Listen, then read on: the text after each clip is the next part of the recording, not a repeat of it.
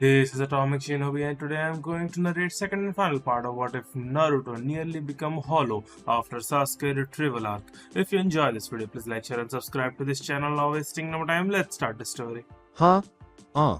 Nell and Lisa tackled Naruto. Sparks flew between them as they both glared at the other girl. Now girls, there is plenty of me to go around. Fishcake. Oh shit. Gah, Mashiro, a little girl with green hair, drop-kicked Naruto. A joyful, "Yay, I knocked out Fishcake," was her exclamation. "That's it," cried Naruto, who was surrounded by a sense of evil and malicious intent. Anger and hatred whitened his eyes. Mashiro said, a little alarmed, Fishcake? They all moved away from Naruto. Naruto screamed, I've had it with you. Mashiro started to feel pain before anyone could say Icha. Extremely painful. Mashiro exclaimed, ha ha ha ha ha. Stop it. I'm ticklish there. Mashiro was subdued by being tickled. Mercy. Naruto snorted, no mercy, ha ha ha, no mercy, evilly. Naruto stopped after torturing him for minutes on end. Anyway, I had come to ask you guys a favor. A favor? Naruto told them once more. 1. If you want me to, I will come back to you, but I need your help with something. Shinji had no desire to return to the Soul Society. What do you need? If you're asking us to go with you, the answer is no. This caught everyone's attention. No, not that, something far easier than that. I need assistance with. Back with the portal at Kazuki's, Orihime, Uryu, Ichigo, and Chad were told by Kazuki, who Yoruichi already knew. Alright kids. This is it.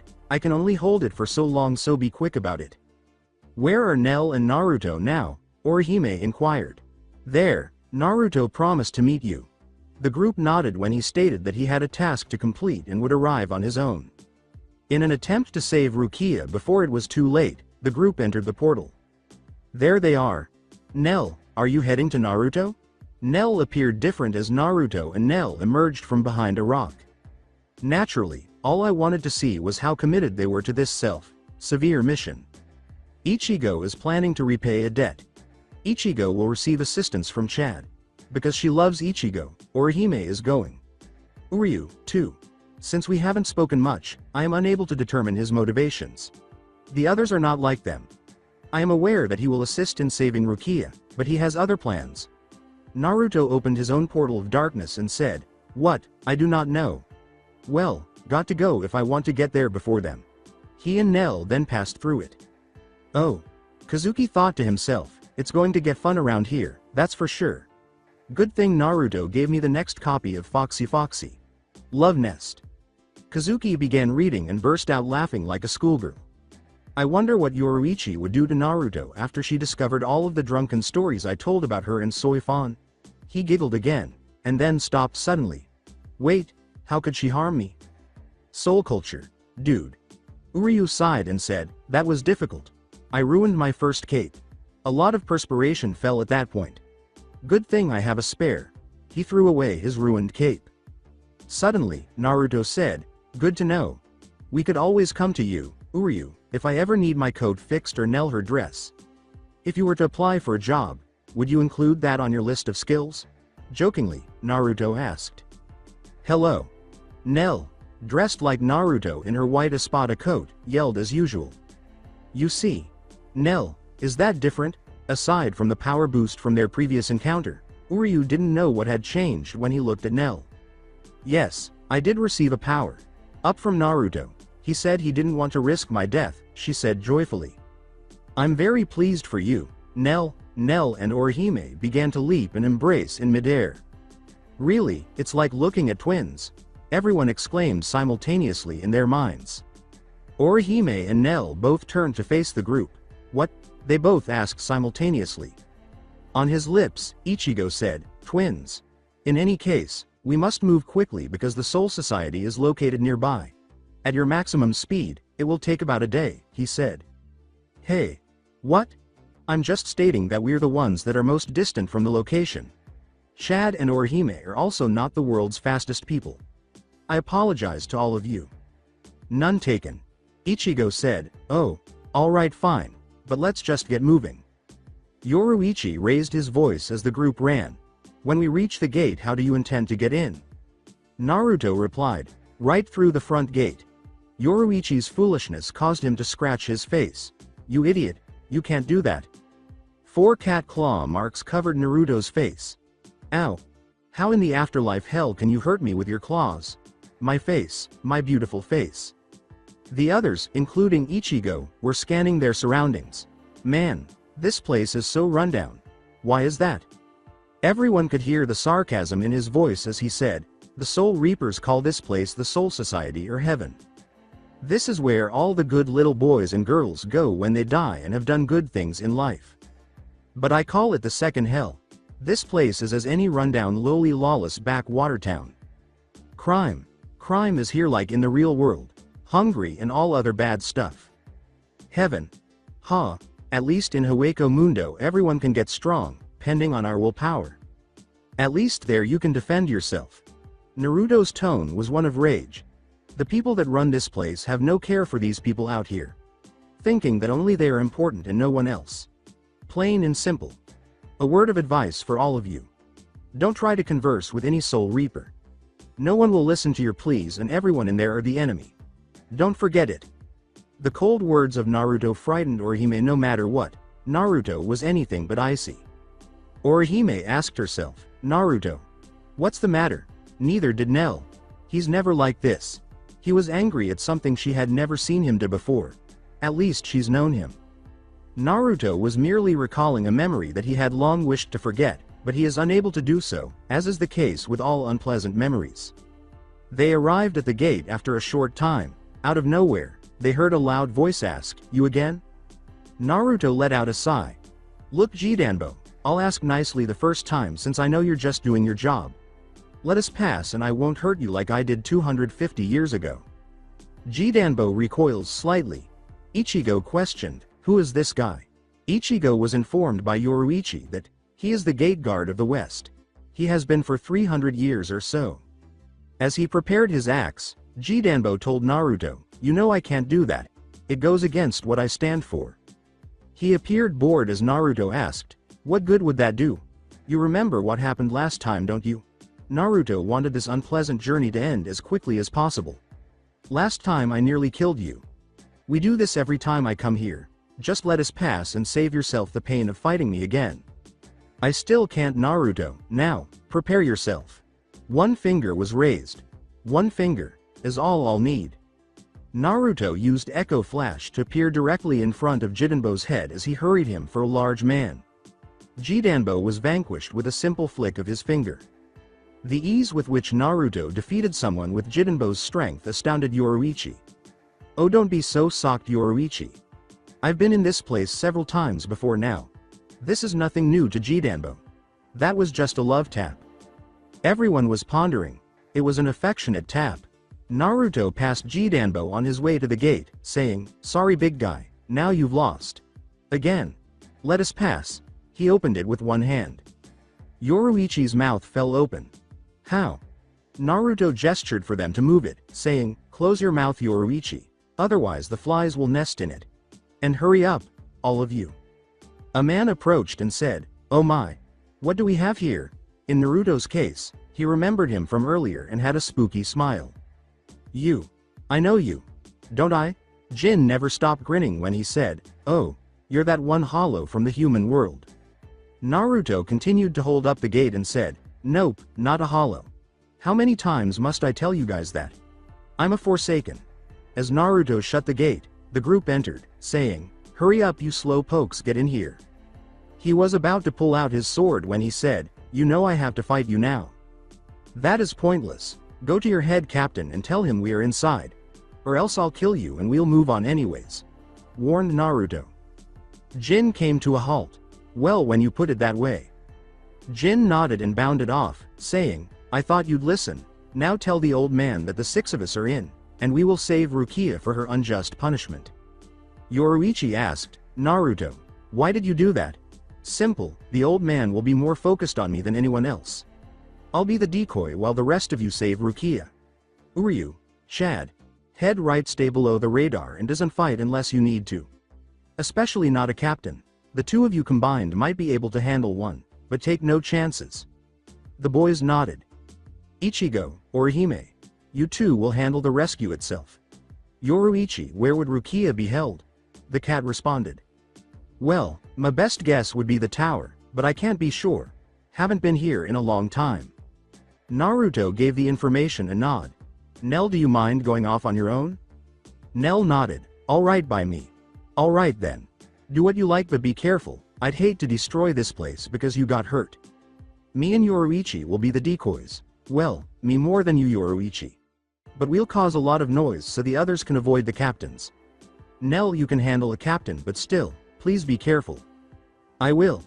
They all split up and went in different directions after hearing the words. Okay then, if all goes well, we'll all be back in the real world and back in school doing God knows what. With Nell. With no worries whatsoever, Nell was bouncing around. She scowled and said, "It's such a lovely day today." She skipped around a little before she struck something. I'm hungry. I wonder where I can get something to eat. She said, rubbing her head. Oi. Hey, watch it. A voice yelled in rage. Nell said in a sad, childlike voice, sorry. Do you know a place where I can get something to eat? Nell responded. The Soul Reaper said, huh? Oh, you must be new here, are you? She didn't lie when she said, yep, just got here today. My name is Nell, just got here today, what's yours? The Soul Reaper woman grinned. My name is Rangaku Vice, captain of the 10th Division. Nell remarked admiringly, wow, I'd never thought I'd meet someone like you so soon. Rangaku said, I can see why. You lost? As if she were a child, Nell said, yay, have no idea how to get around. Can you show me? Rangaku gave a small laugh. Sure, why not? Where do you want to go first? I know, Nell exclaimed, fidgeting. Show me the place where we can get some food. Rangaku laughed. Alright. Yay, Nell exclaimed, pumping her fist. Around the corner, the two departed. A little white-haired child then ran from the opposite corner as they were leaving the area. Captain Toshiro said, damn it, I just missed her. The captains and vice captains are supposed to be in a meeting 10 minutes ago. Damn it, he walked away. With Naruto asked the cat on his shoulder, so, where do you want to go first, Yoruichi? She proposed, how about the 2nd Division barracks? You mean the place you used to be in charge of until you left? Yoruichi smiled from her cat form and said, that's the one. It's been a while. I wonder how my little bee has been. I wonder if she has been keeping up with her training while I was away.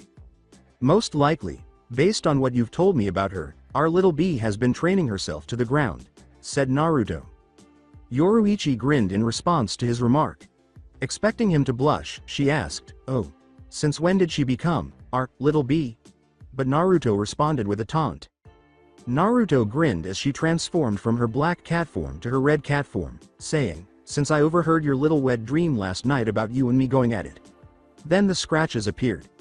Yoruichi exclaimed, ow son of a bitch. For a job well done. Hey, I heard something. Over there, a short distance away, Naruto heard some Soul Reaper peons yelling. Naruto thought to himself, great. As if I didn't have enough problems to deal with.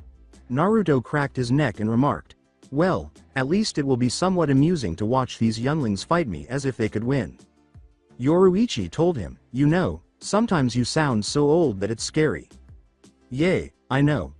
Imagine how I feel. I was 13 when I died, so me being an old man is a stretch of the mind when you think about it. Yoruichi said to Naruto, no thank you, I'd rather just know you right now and as is. You there. Stop where you are, we're taking you in. Commanded a Soul Reaper who, to Naruto, appeared to be nothing more than cannon fodder. Yay, I'll let you take me in if you could at least be somewhat interesting for me to play with. None of you are, so go away, shoo. Naruto told them to leave. That's it. Attack. Naruto is attacked by all 10 of the Soul Reapers. All of them were knocked back and struck the walls when Naruto simply pulsed his power. They were completely unconscious. Naruto walked to the 2nd barracks and said, well, that was entertaining. Let's go find our little bee. There, I'm hoping to find the bee. Captain's meeting. The head captain said, good. Everyone is here. We can now begin the meeting. A captain, wearing something pink over his face, said languidly, what's this all about? I was having such a nice nap too. I will let Captain Jin explain. Captain Jin. Thank you, Head Captain Yamamoto. Well, about 30 minutes ago I felt a build up of spiritual pressure at the West Gate. So I went to investigate, then I saw something I thought I'd never see ever in my life. Jin started off with his account. A man wearing glasses asked, "What did you see?" What I saw, Captain Aizen, was the blonde-haired hollow that we all fought, Naruto I believe, raised the gate, by himself with one hand, and he and the group he traveled with entered with no one to stop them. He then threatened to kill me if I stayed, saying to report in or I die and no one knows they have entered. So I came to report. With his crazy smile on his face all the time, Kenpachi asked, "Why didn't you fight them?" Well, for one I couldn't unleash Mi Zanpakuto's full power because of the restraint on it. And two I couldn't beat Naruto on my own anyway. No one Captain say for Head Captain Yamamoto could. Jin responded with a defense. It doesn't matter, no. We know not their objectives and, if I may, Head Captain, I believe I might know their objectives, Byakuya replied. Yamamoto nodded for him to continue. The last time I talked to the Hollow, this Naruto, he said that this, Ichigo Kurosaki and his friends along with himself will come for Rukia to save her. They might be here to stop Rukia's execution, he clarified. That might be it. It would also explain why he hasn't gone on a rampage and killed everyone, Aizen intervened. A short, white-haired captain asked, "How many did you see, Captain Jin?" Let's see. Naruto, a girl with green hair, a tall man with black hair, a boy with orange spikes and a smaller black boy with white hair, and finally a girl with reddish-orange hair. Aizen glanced at Jin, who gave a nod. Naruto is the top priority here. We can take care of the others later. Every captain who spots Naruto must fight him with all of their might. Think about these wartime times. Every vice captain is too preoccupied with the others. Dismissed. The captain's orders were given. Toshiro overheard a conversation between Aizen and Jin as he was walking, but everyone knew that Kenpachi would search for the superpowered Hollow. So, Jin, do you fight this Hollow Naruto for any other reason? All right. No, I can't think of anything else, Jin said. You can't fool me, Jin. Perhaps not. They both continued walking, and Toshiro followed suit. It was going to be a long day, and since his vice captain probably missed her meeting with the others, he would have to warn her to be on the lookout for these intruders. With Rangaku and Nell. So, what do you want? Rangaku inquired. When Nell saw all of the delicious looking food on Rangaku's kitchen table in the private mess hall, she was astounded. Wow.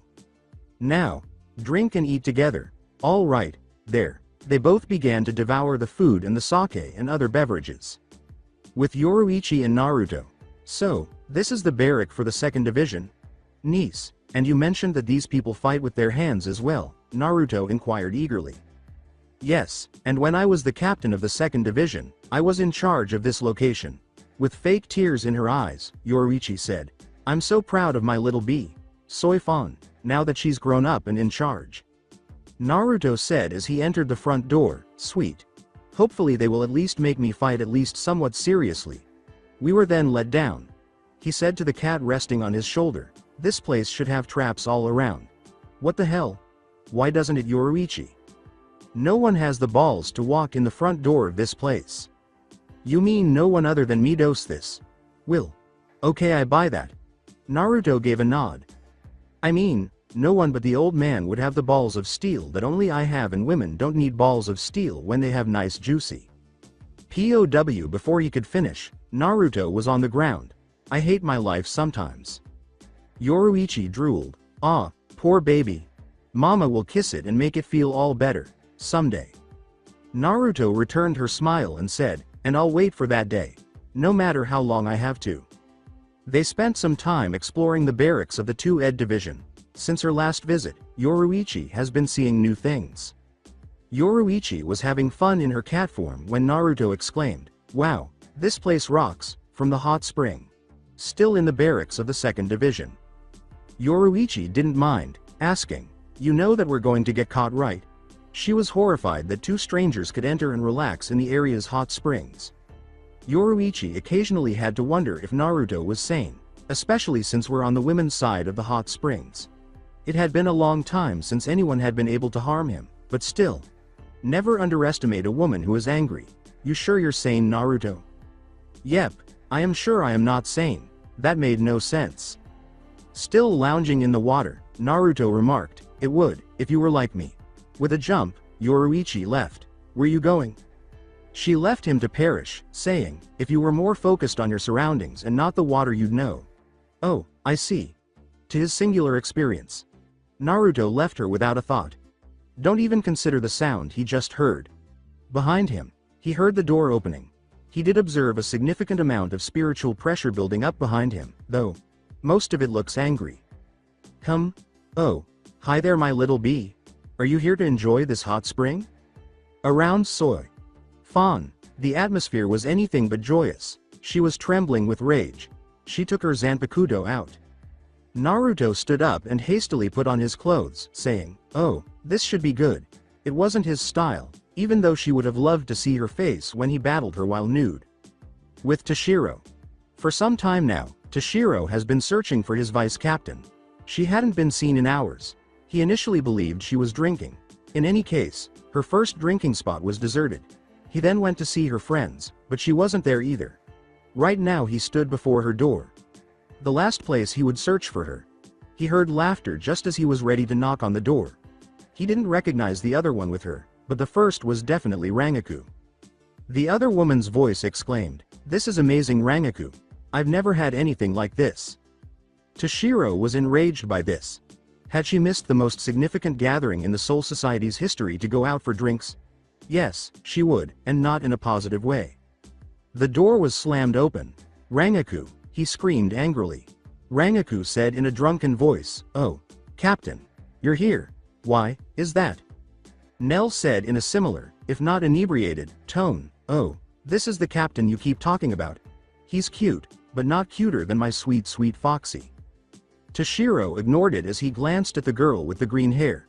But she had a vaguely familiar appearance. Toshiro turned to face the green-haired girl wearing a white suit who was drinking with his vice captain. Rangaku. You missed a vice captain's meeting hours ago. Intruders have found their way in here and you're out drinking with. Who are you? He said. Oh, this is the new girl. She just got here today, so. He said in an official tone, so you decided to skip out on your duties. Again. And drink with her. You? What is your name, rank, and squad number? Huh?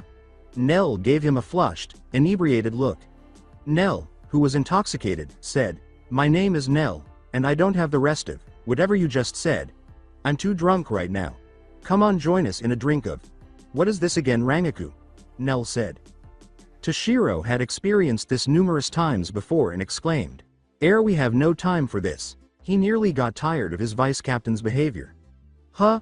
Then something strange caught his attention. He had seen this Nell before, dressed in white. Jin's green hair, which she displayed during the meeting. He inquired, where did you come from, Nell? Since, as far as he knew, there was no one with green hair in the Soul Society. I hoped she would tell the truth while intoxicated. He took another drink and remarked, huh? Oh, I came from the West Gate. He repeated, how did you get in through the West Gate? He wanted his sword badly. Oh, Naruto opened it for me. He's very strong and all. Handsome and best of all. He's. I forgot what I was going to say. Nell was scratching her head.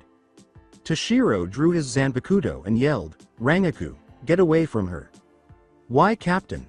She appeared somewhat taken aback by her captain's response.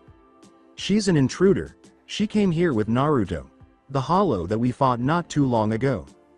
Rangaku quickly became sober as a result of this and left Nell. After saying, does this mean we're no longer friends, Rangaku? She finished her drink. Toshiro informed her, we're taking you in hollow. Invasion. Bleach Ost. She gave a little laugh. Then drew her Zanpakuto after giving them a serious look. You will try. As they waited for the other to move first, the two sides gazed at one another. Nell was the first to jump out after smashing the wall with the window. Toshiro and Rangaku followed her. To get away from them, Nell performed a backflip after a few slow back hops. She stopped acting like a child and said, we don't have to fight you two. Toshiro questioned her authoritatively, why are you here? Nell's head cocked. As though the question had confused her. Why else would I or anyone else come to this place? We are here to save Rukia from her unjust fate. Rangaku questioned, what do you mean unjust? It was handed down by Central 46 in. In order to prepare for the impending battle, Nell gathered her spirit energy, and they were wrong to do so. Do you think it right to punish someone who saved someone else's life? If so, then you're just as bad as the rest. Naruto was right. You Soul Reapers cannot be reasoned with, so be it. Rangaku, stay back. I'll hand you this, go get reinforcements. But Captain. Now, Rangaku obeyed orders despite her reluctance to abandon her captain with such an enemy. Right. She began to walk away. She flashed away from the battlefield and said, be careful, Captain. She hoped to find someone capable of supporting her captain. Nell questioned the white-haired captain, why did you do that? Do what? That? Send her subordinate away from this fight? I would assume you would use her to help you win. Not that it would have helped any. Nell looked perplexed. She was just curious because she didn't know much about Soul Reapers in general. Why do you want to know? And I doubt that you would understand. I might actually. She uttered sorrowfully, recalling her friends who had lost their lives to defend her. Toshiro introduced himself, saying, enough talk. I am Toshiro Hitsugaya, captain of the 10th squad. She introduced herself, saying, well met, now. I am Nalil II Oderschwank, former 3rd Espada of the Arankar army of Hueco Mundo. Knowing that he would have a heart attack if he found out. Army? She was aware that revealing a small amount of information at a time was acceptable. Yes, an organized army in Hueco Mundo. The creator of the army made it with the sole purpose of destroying the Soul Society and all Soul Reapers. Toshiro questioned, so, who created this army? Because you wouldn't believe me even if I told you, I won't tell you that. Alright, let's move on. Fast. Without wasting any time, Nell delivered an uppercut that sent Toshiro flying upwards, and powerful. Nell used Sonido once more to get in front of him, preventing him from recovering, and she struck him down, causing him to crash into the ground. Toshiro was able to block her attack with his own blade. She said, I was hoping for a greater fight than this. Take control of the frosted heavens, Hiranmaru. When Nell looked down, Toshiro was running toward her. Most impressive. She used her own sword to block his. You also got stronger. Good, she said, forcing him back with a swing of her blade. While flying back, she swung his blade, and a tiny blade of ice came at her. She dodged it as if it were the slowest thing in the world, taunting, you'll never touch me with that. All right. To check the size, try this on. Nell's attention was drawn to Toshiro's attack with roughly a dozen ice dragons, and she was avoiding each one, destroying some with her sword if they got too close for her to avoid. With the hope that reinforcements would arrive shortly, Toshiro asked himself, what is it with this woman? She gestured to Toshiro and said, my turn. Sero. Nell fired a purple-like Sero at Toshiro. He barely got out of its way before it destroyed the place he was at. Nice moment there. But she was behind him. I'm still faster than you, she acknowledged. Sero. Toshiro was unable to avoid it at all. Toshiro as he fell to the ground. Nell felt a little depressed. Is that it? Does a captain only have that much power? She questioned him. Her head was struck by an ice dragon that had come for the dust. I'm not finished yet. Toshiro started to build up a massive amount of spirit energy. Bankai. So quickly? Nell inquired. Nell's eyebrow went up when he said, it is over hollow. The covered Toshiro's appearance changed as the energy ended. He had an ice dragon head, wings, and tail. As the captain of the 10th squad, I am no longer an empty shell. She prepared for round 2, saying, I am something much greater now than ever before. Let's get this over with. Surara Guncho, Sero. Nell used her Sero to blast the numerous ice daggers that sprang from in front of Toshiro as he swung his blade. That's not enough for you, Sero. Nell used her strong yet simple Sero to blast him once more. No matter what I do, she just brushes it off like nothing. Toshiro started to think more deeply. I have no choice, I must end this now. Toshiro strategically avoided it before it hit him. She gestured to Toshiro with her right index finger, saying, I'm not letting you do anything big, so you'll forgive me when I do this. Grand Ray Sero. The new Sero was fired at Toshiro, who felt the power emanating from it. He attempted to dodge, but the attack was too far away, so she blocked for him with his wings, and when it struck him and the surrounding area, the only word to describe it is devastation. Nell glanced at her handiwork. "Oh. I apologize. I should have been more restrained." Aloud, she said. Even though Toshiro was bleeding from his head, he continued to use his bankai, saying, "I'm not finished yet." "Oh. You made it through?" Nell asked in a surprised yet somewhat happy tone. She didn't want to kill anyone. But what surprised her more was that his ice bankai was regenerating himself. "That's a powerful bankai you have. How is it that it can regenerate itself after taking that attack I just did?" she inquired, not really anticipating a response. "My bankai is ice. So as long as there is water around, it can regenerate as many times as I need it to," he stated, continuing to steal for longer. She said, "Nice." Nell appeared somewhat taken aback by the statement, "It's over." Then she saw numerous water pillars revolving all around her. Toshiro informed her, "Senin Hyoro, your final prison." She looked down to see ice covering her feet and said, "Not today, you seem to have forgotten that I am." "Like I said, it's over hollow," he said, turning his Zanpakuto 360 degrees. It takes a lot to get Nell made, and the vacuous remark infuriated him. She lifted her sword to her own face. "I am not a hollow." She was surrounded by the water, which turned into ice when it came into contact with her. Invasion from the end bleach Ost, huff huff. "Captain."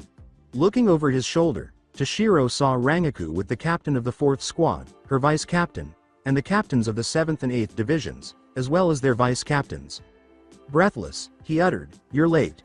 I already beat her. She's in an eternal ice prison." The 7th captain congratulated him, saying, "Well done, Captain Toshiro. I knew you could captain." She couldn't stand up to declare. All of them were frozen by that one word. "I didn't mean to pun." Gamuza. An icy mist enveloped the area as the enormous ice prison broke apart. "Not possible," shouted Rangaku, Lanzador Verde. Toshiro was the only one who noticed something rapidly spinning toward them. He leapt before it, shielding himself with his wings.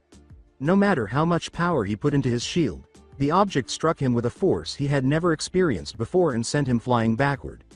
When he struck the ground close to his teammates, an explosion occurred, weakening everyone else and putting Toshiro in danger of fainting. When Nell reached for her lance, it transformed back into a Zanpakuto. She made her way from the fog to a defeated Toshiro. "Goodbye Toshiro, it was fun." She ruffled his hair, and then Nell used Echo Flash to depart, eager to get away as quickly as possible. "I hope you survive that. Naruto told us not to kill anyone if we could avoid it. Anyway, as a reward for impressing me, I'll give you a warning. The ones who created the Arrancar army are the ones with the most eyes, the least eyes, and the forever smile." With Naruto was avoiding Soifan's attacks one after the other. He said to himself, "Oh come on, can't you just let this one pass? I swear I won't do it again, today at least." She shouted, "Die Naruto." She thought to himself, "Well, at least she used me name." Naruto saw her avoiding and turned to face her. "But if it's a fight you want," he said. She gave him a sly smile. "A fight you shall have." Both Rangaku and Toshiro looked at Nell. Naruto won't lose to anyone like Yamamoto. Besides, no matter what the old guy does he can't kill Naruto, she said confidently. "What makes you so sure that Naruto will win and live?" Toshiro asked, unnerved by Nell's seemingly unwavering faith that Naruto will win. She turned and smiled at them. "Because only Naruto's tear can kill him," she said in a riddle cryptic manner. "Not another riddle. But hey wait. Why did you just give us the key to helping us defeat Naruto?" Toshiro asked confused. She again looked at them. "Because all planning is useless against Naruto. It doesn't matter if you had his tear, you would never know how to kill him with it. Anyway, speaking of riddles, did you figure out who made the Arrancar army yet?" she asked smiling. Toshiro blinked. "Oh man, I completely forgot about that," he yelled. "Wow. You must suck at riddles. It's the riddle you gave." Nell looked at Rangaku. "No one has more or less eyes than any other. And no one smiles forever," she told her. Nell tilted her head. She reached into a packet and pulled out a pair of glasses and put them on. Toshiro and Rangaku were lost at her reaction. Then Nell gave a big Grinch-like grin, then covered her eyes. Rangaku was still lost. Toshiro's eyes widened. A few faces came to mind. The one with the most eyes. A mental picture of Aizen came to mind. The one with the least eyes. A mental picture of Tosen came to mind. And the one with the forever smile. A mental picture of Jin popped up. Rangaku. We have to get to Central 46 now. And stop this meaningless fighting. He ran in the direction of Central 46. Rangaku close behind him. Nell watched the two run as fast as they could. Well, at least they got it. Nell continued her search. Back with Naruto. Yamamoto was across from the massive explosion. That should finish him, the head captain said to himself. Everyone, who was not fighting, looked up, waiting to see if the enemy was done for. It's over, he said again, only to have a Sero fired at him with speed he never saw before. He managed to dodge it, but it skinned him enough on his left shoulder to draw blood. Bala. Old man. Yamamoto looked up to see Naruto. His white armor looked a little burnt, but he was otherwise alright. Not possible. I hit you, I saw it myself. I know. But it's what you can't see that it hurting you. Not that I'll tell you. Naruto gave a small grin. He could hear Forbidden Angel yelling at him to use Bankai. Yamamoto looked at Naruto with a scowl, then his eyes widened. I see you've noticed. That not only has my mask made a type of armor around me, but the air around me is also dense in spirit energy. Naruto confirmed what Yamamoto felt. My defense has 3 layers when in this form. The first is the air, then my armor is second, and finally my skin itself is my last line of defense. So only the strongest of attacks can breach it. Gran Rei Sero. Naruto fired a powerful Sero at the head captain. Way of Binding. Severing Void. The head captain protected himself with a shield. The Gran Rei Sero hit the shield and at first nothing happened. Yamamoto was struggling to hold up the barrier, soon hairline cracks were forming on his barrier. He was losing this face-off. The barrier broke and Yamamoto was hit by Naruto's Gran Rei Sero and hurtled to the ground with a massive explosion. The dome of fire made a part of the Seirei wasteland. Can it be that easy? He asked himself. Naruto felt a build-up in spirit energy. Guess not. Way of Binding. 9. Daylight Bonds. Naruto went wide-eyed when he suddenly felt constricted. 8 black holes surrounded Naruto and serial wide beams of light connected to his chest. This won't hold me forever, old man. Naruto yelled as he struggled to get out of the binding spell. Not forever. Just long enough for this. Way of Destruction. Lone Blade Cremation. Yamamoto yelled as he unleashed one of his strongest attacks at Naruto. Naruto struggled more so now than ever, but it was too late as he saw the red tip of a blade coming at him. Unable to move, he put all of his power into his protection to defend himself. Ah! Pain. For the first time in about 1,000 years he felt true pain. Everyone that knew him, or somewhat knew him, looked at him as he screamed. Orihime and Nell's world seemed to stop. Naruto seemed so untouchable. No one could have even put a scratch on him, and yet. Ah! Naruto's armor that his mask made shattered. His Arrancar-like cloths were tattered and mostly ruined. Only his mask remained, but the part that covered his right eye and his right side of his head was gone. And he was bleeding. He yelled in pain when he hit the ground at a 45-degree angle behind him. Yamamoto was breathing heavily. It's over. Then, an even greater buildup of spiritual power, greater than his own, came from the rubble of where Naruto landed. Then something covered in black energy shot out of the rubble and hit the head captain.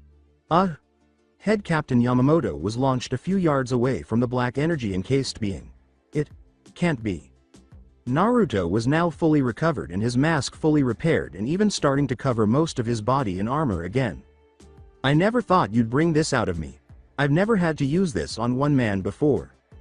Fell honored. Naruto built up even more spiritual pressers. Ban.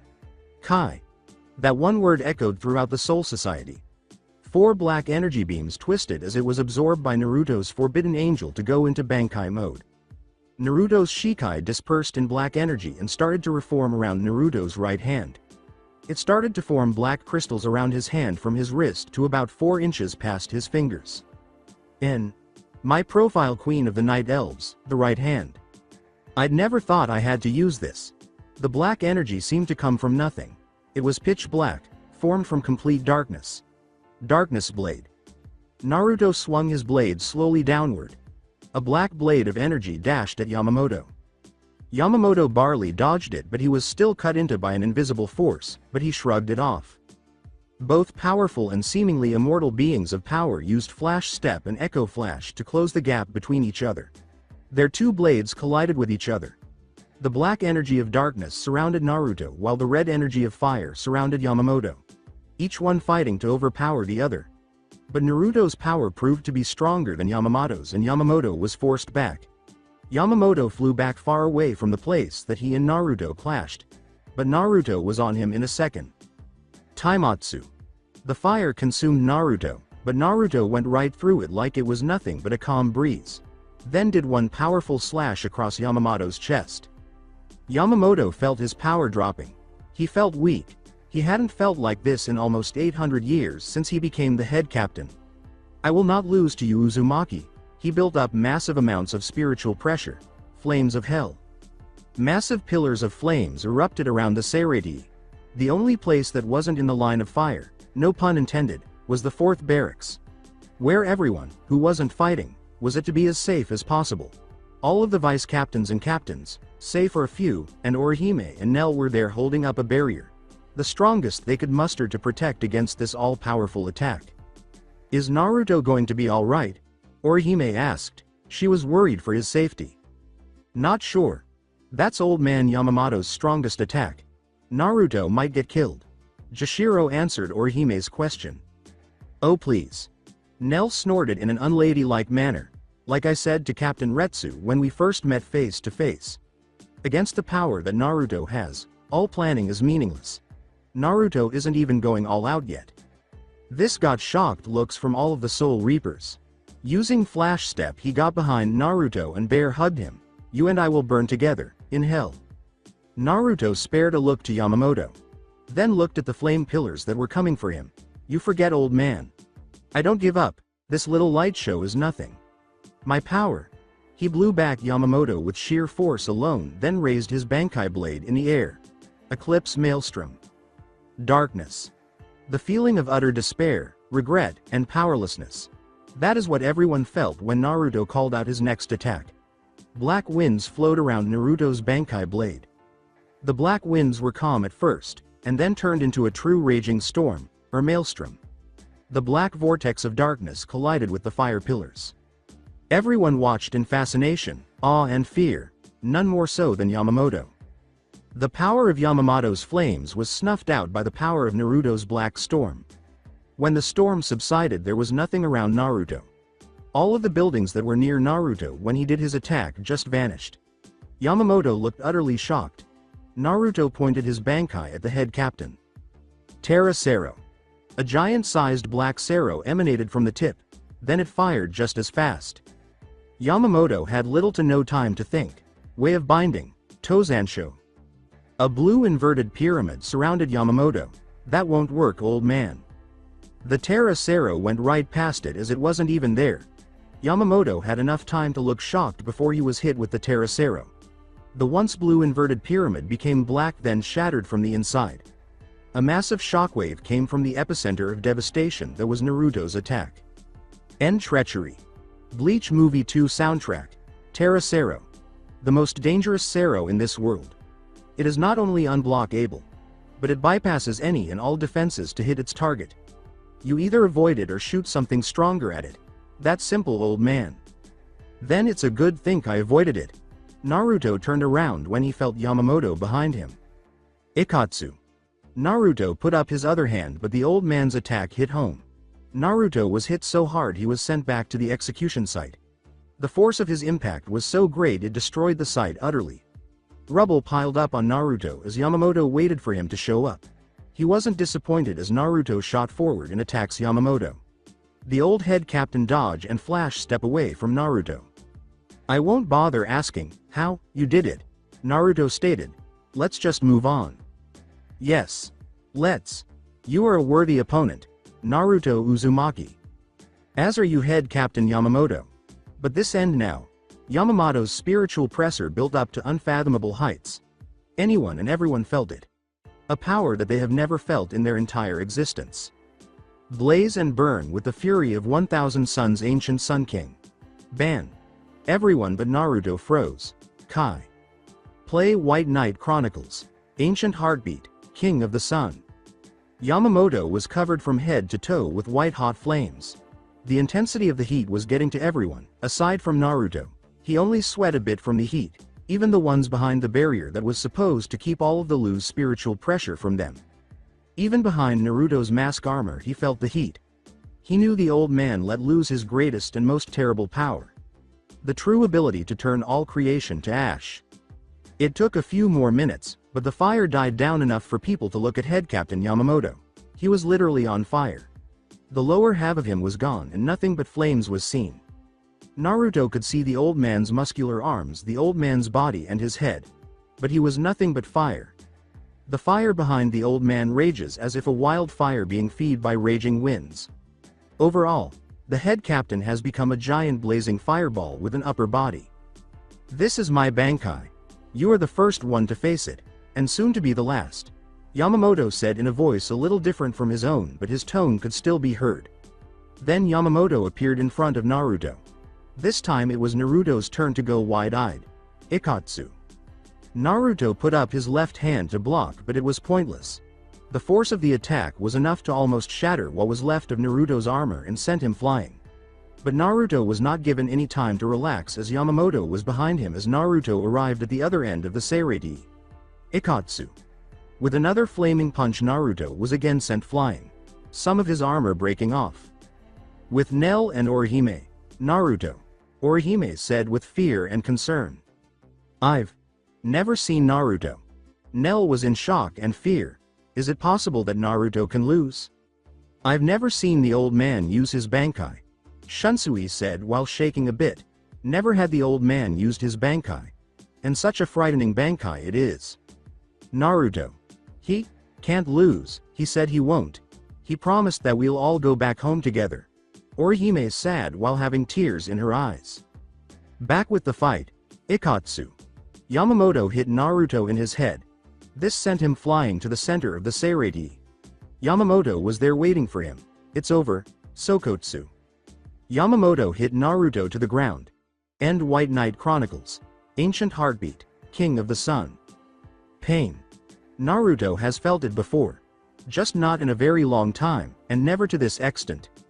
In fact, he hasn't felt any pain in over 1,000 years, so his pain threshold has lessened considerably. It hurts to move anything. Naruto said to himself in a weak voice. I never thought that this old man would be so strong. But then again, I always knew he could do what so many others had tried. I won't allow you to recover. This is thy end.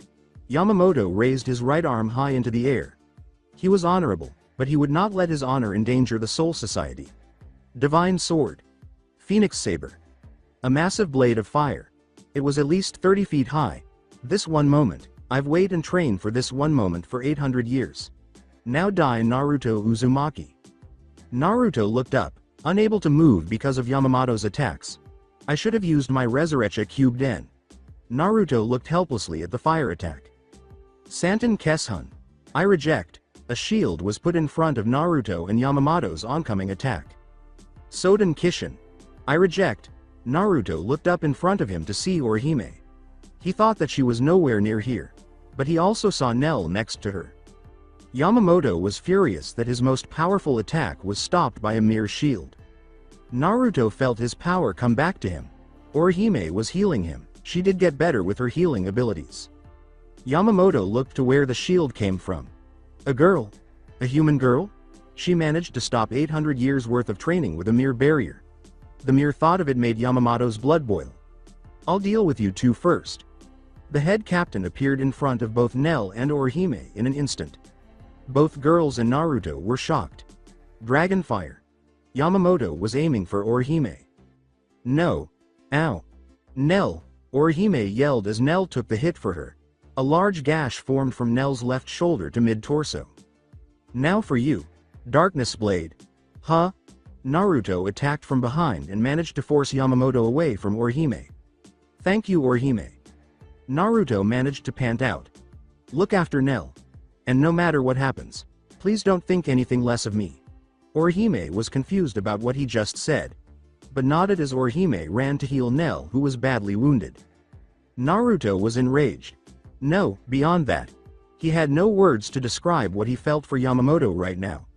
I've held back my full power for too long. It's time to release it, Naruto said to himself.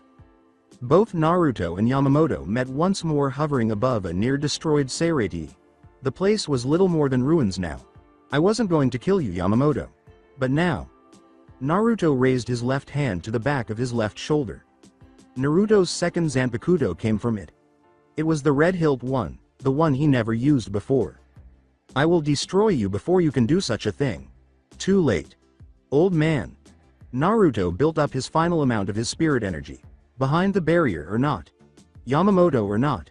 Everyone was stopped in their tracks. Naruto pulled his red Zanpakuto and threw it up into the air. There it hovered. The light of the sun reflected off the blade. Then thunderstorm clouds formed suddenly. The sun became eclipsed and it was as if it was night. The clouds covered Naruto's Zanpakuto. Yamamoto wanted to move. He wanted to stop Naruto, but he couldn't. Descend from the corrupted heavens. Fallen goddess. Kyuubi.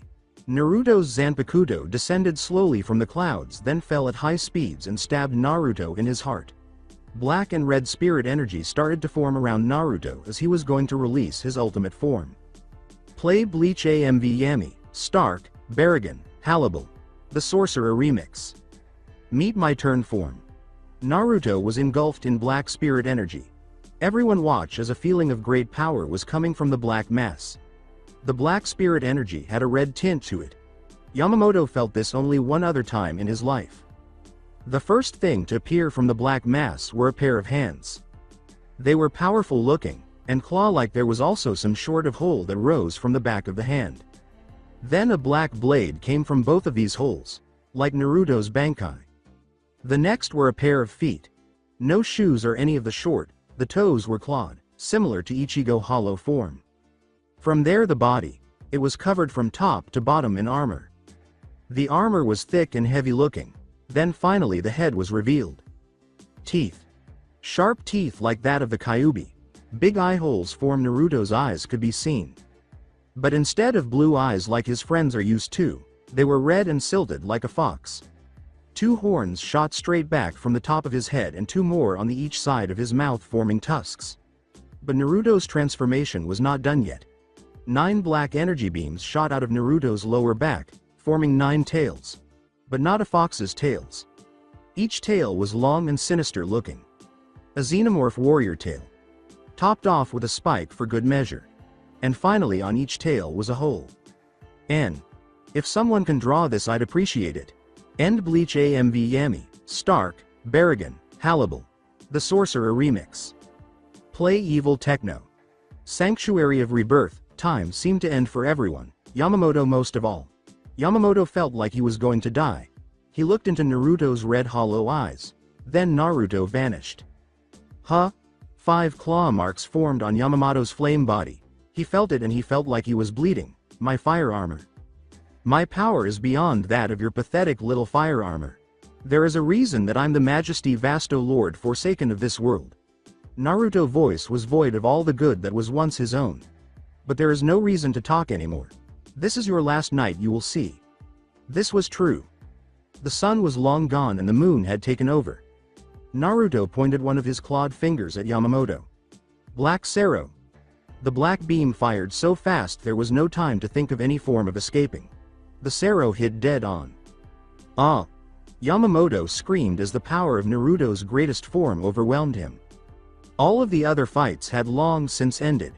Ichigo was wounded on the ground near where he fought the 6th captain.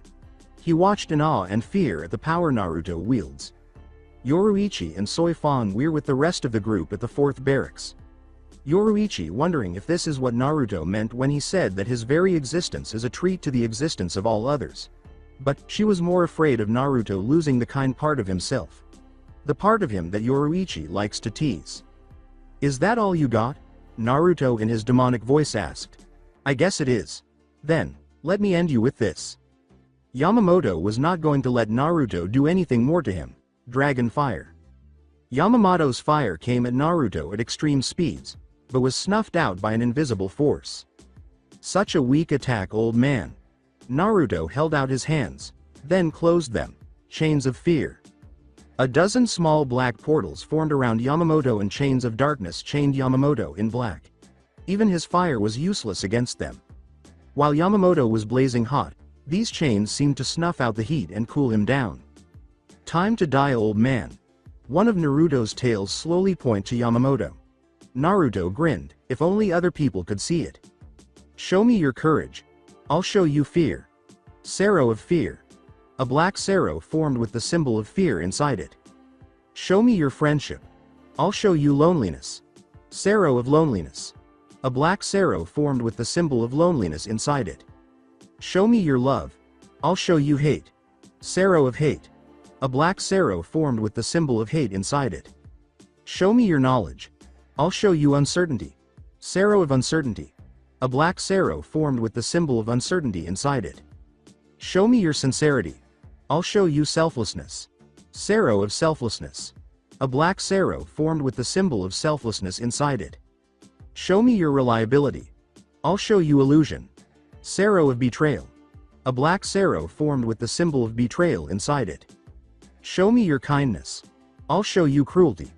Sarrow of cruelty. A black sarrow formed with the symbol of cruelty inside it. Show me your hope. I'll show you hopelessness. Sarrow of hopelessness. A black sarrow formed with the symbol of hopelessness inside it. Show me your light. I'll show you darkness. Sarrow of darkness. A black sarrow formed with the symbol of darkness inside it. Each tail with each different sarrow pointed inward and a new sarrow formed at the end of Naruto's tusks.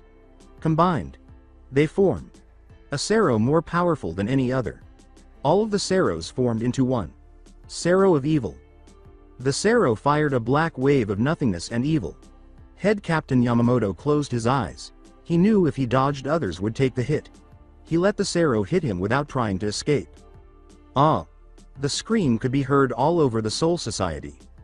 The scream that felt like forever ended soon after it started. The explosion silenced the screaming and smoke was coming from where the head captain once was.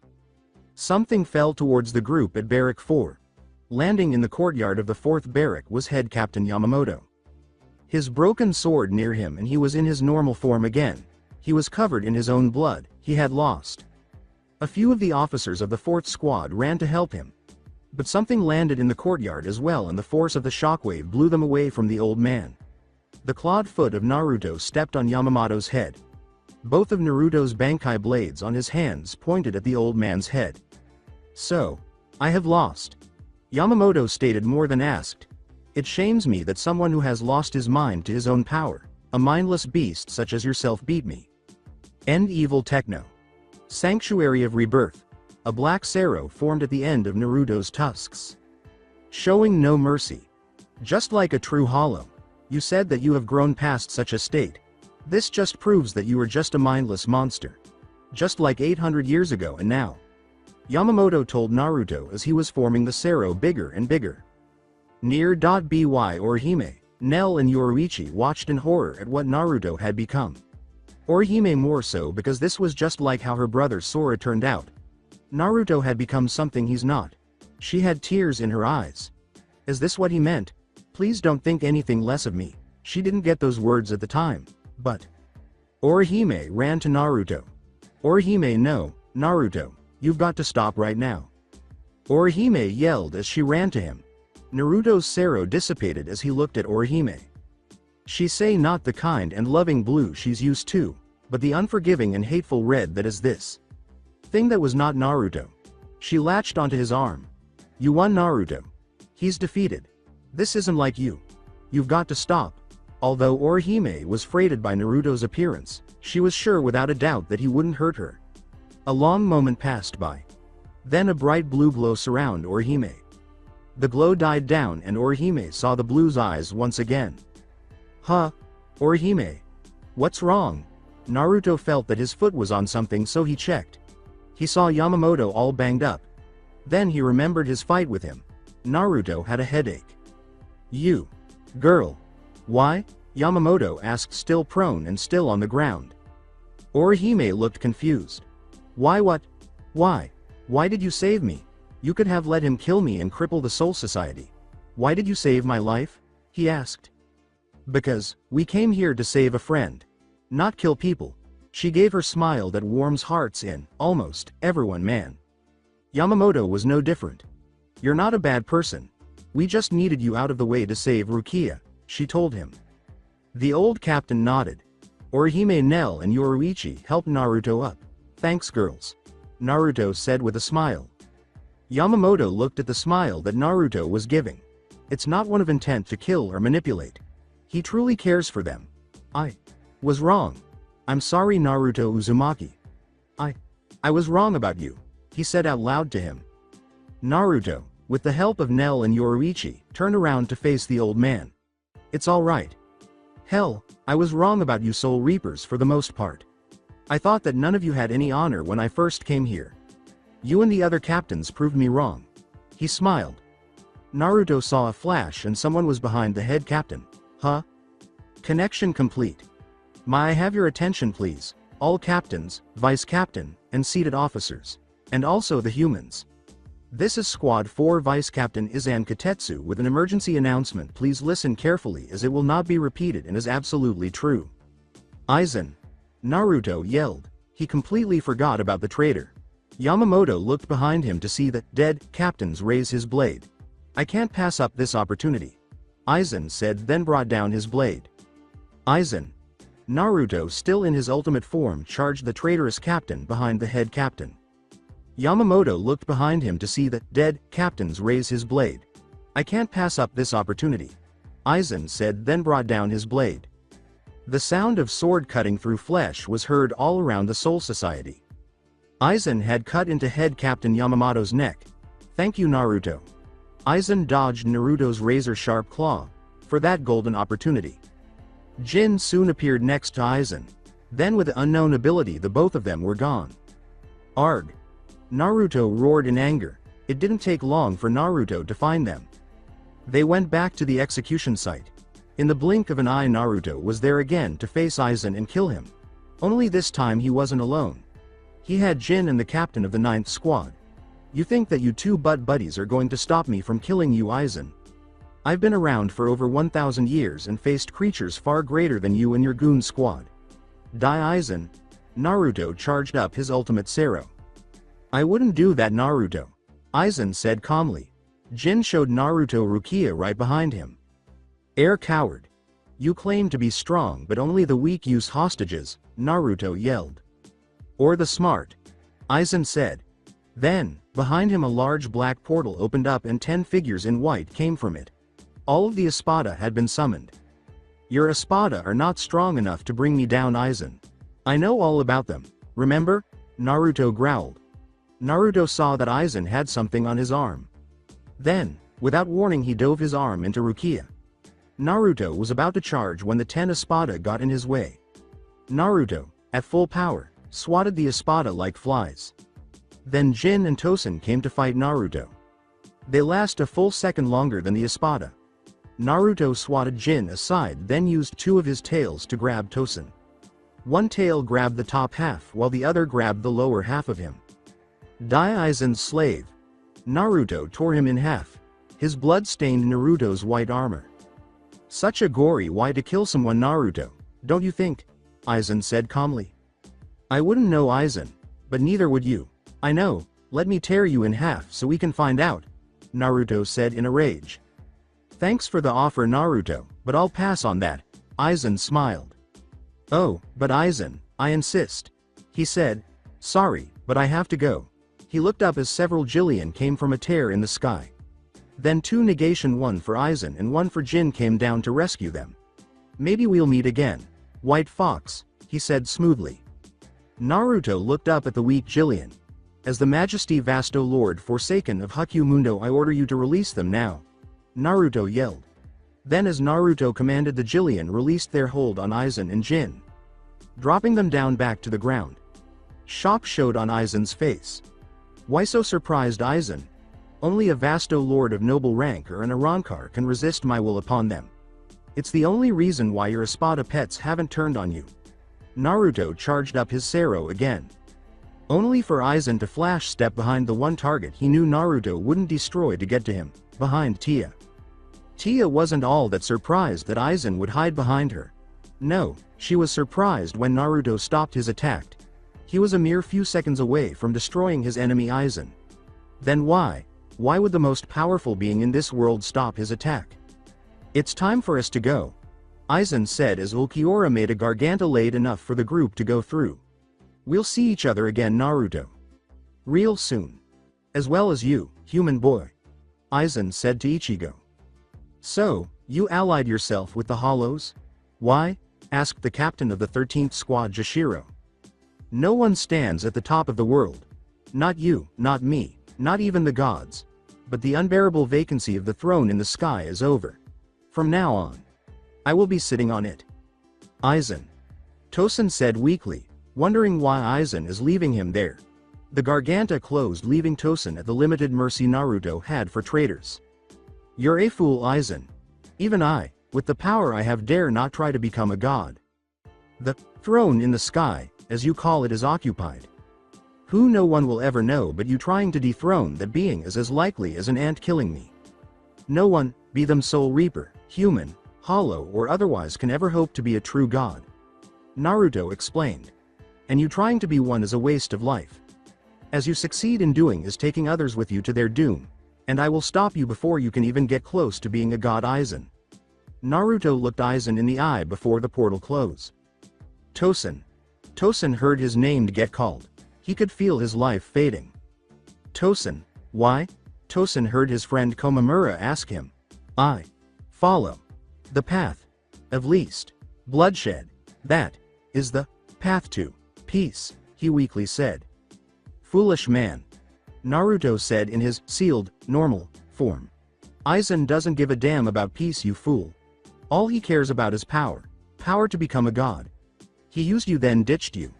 Knowing that you'll die within minutes of him leaving you here to rot, so you couldn't say anything to us in terms of his numbers and power. But I have no fear of that. Nell's information may be 100 or so years old, but yours isn't. Naruto walked to the dying man. Naruto, wait. Orihime stopped him. This isn't you. You need to let go of your hate. You're a kind person, not a bloodthirsty monster. Naruto took a deep breath as he calmed down. No, this isn't me. Just the side I left behind so very long ago. However, he looked at Tosen. I will have your information about Aizen.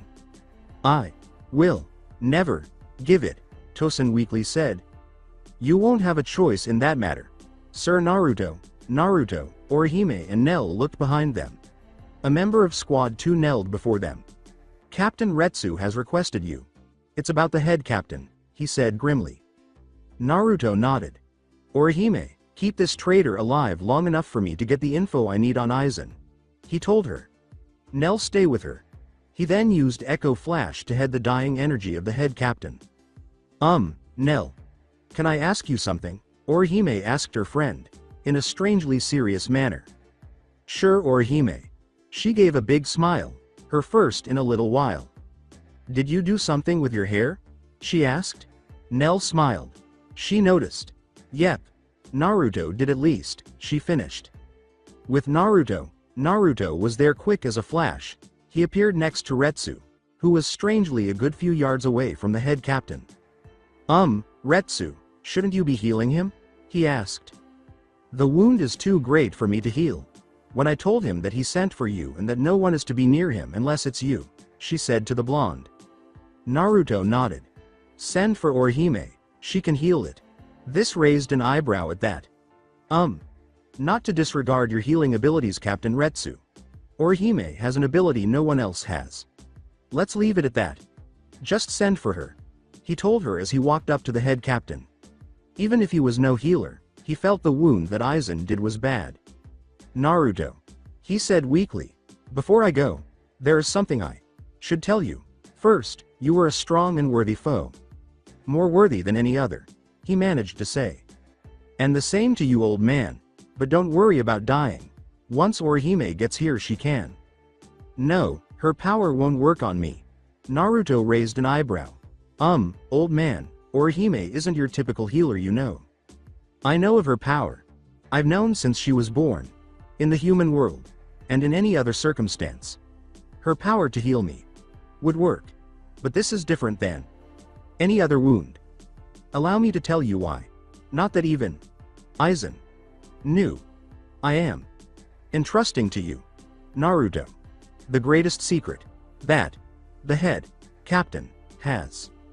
Head Captain Yamamoto's words were weak, but were important. He whispered to Naruto his greatest secret. Orihime arrived soon after. Naruto. She tried to run to his side, but he stopped her with his hand. Everyone leave the area. He looked at them. Now, he put some of his power behind his voice that shocked everyone and forced them all to leave. He gave a look to Orihime. The look said, "I'm sorry I yelled at you." Everyone did leave. Then soon after a bright light enveloped the area.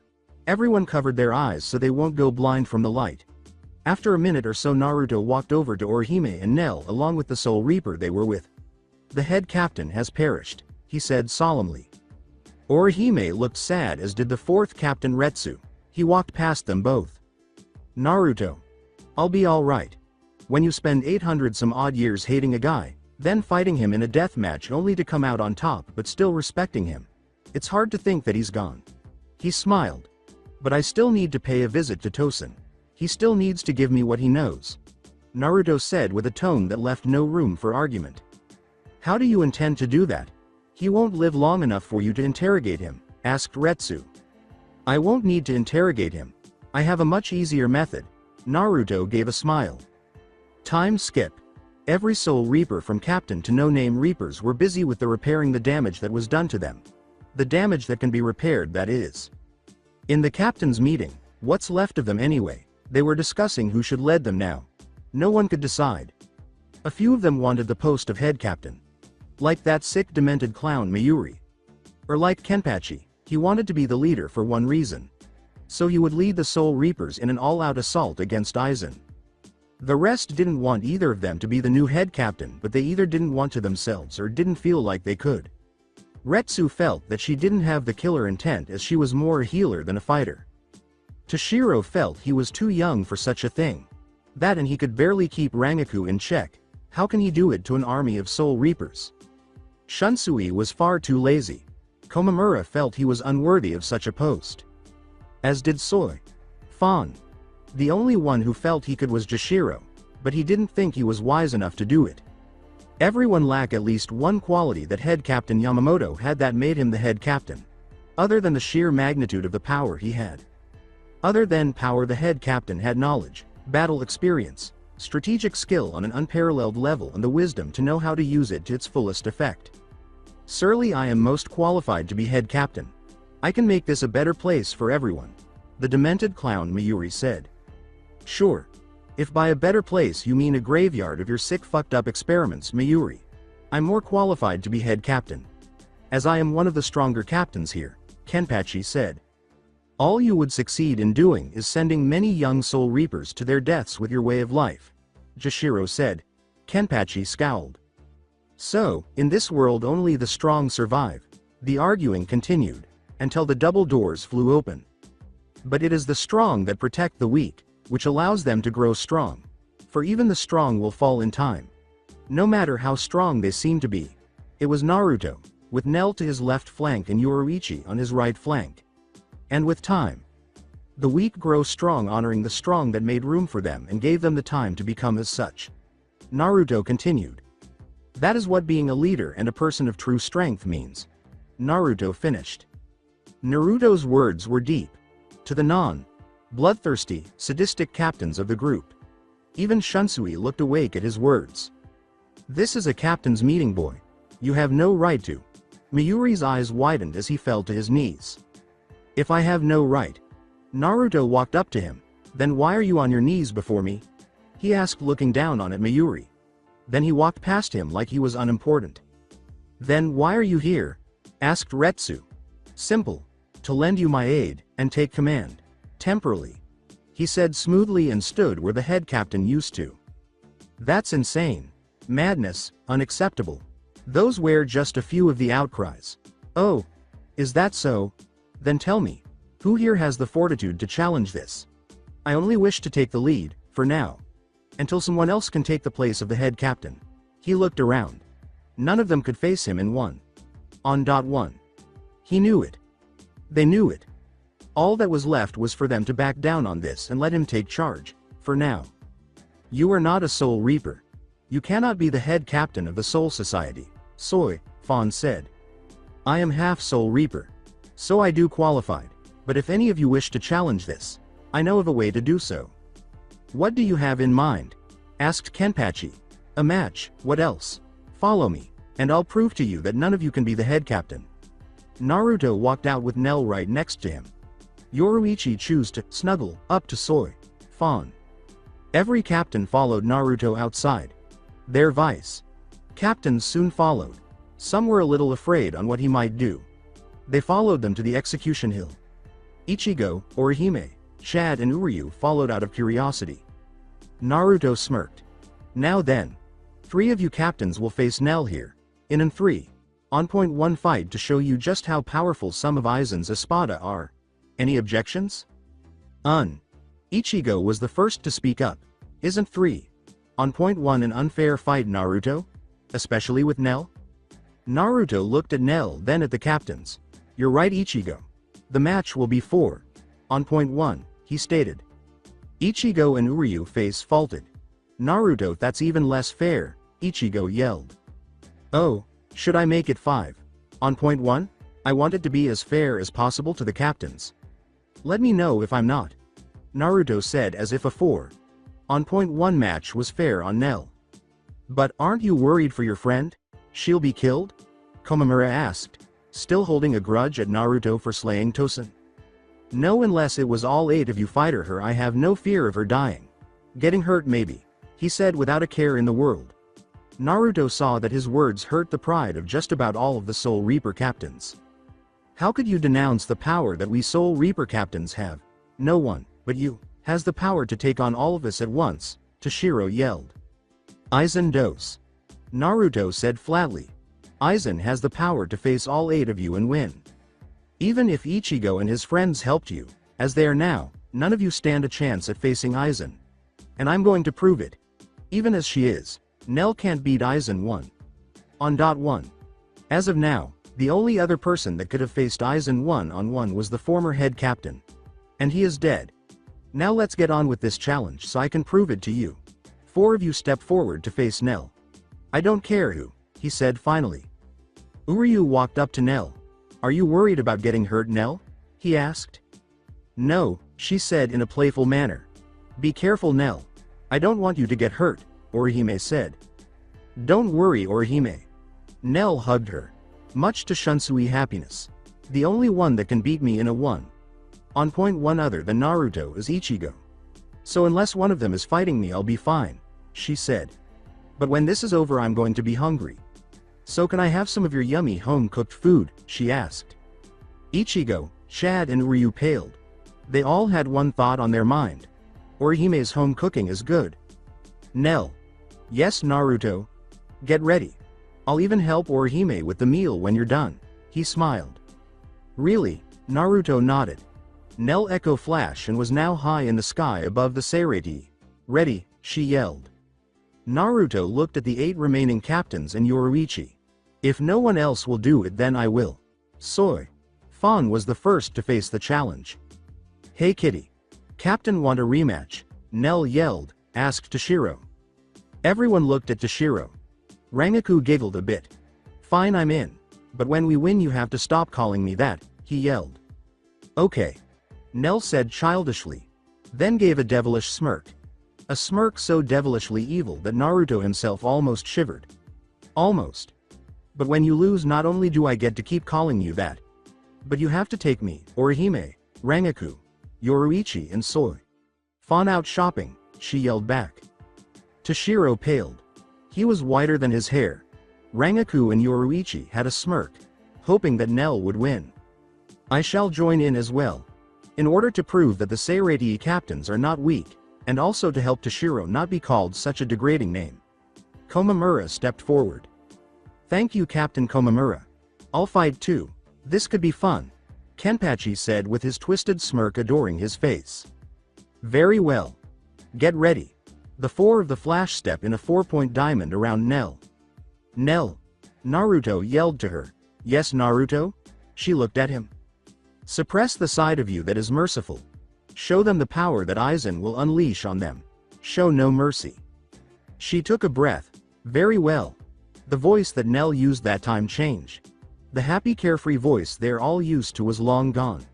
That voice was that of a cold-blooded killer. You'll need more room if you're going to fight up there, he said. She nodded. You're right. She raised her right hand in the air and pointed her finger up. Gran Rey Cero.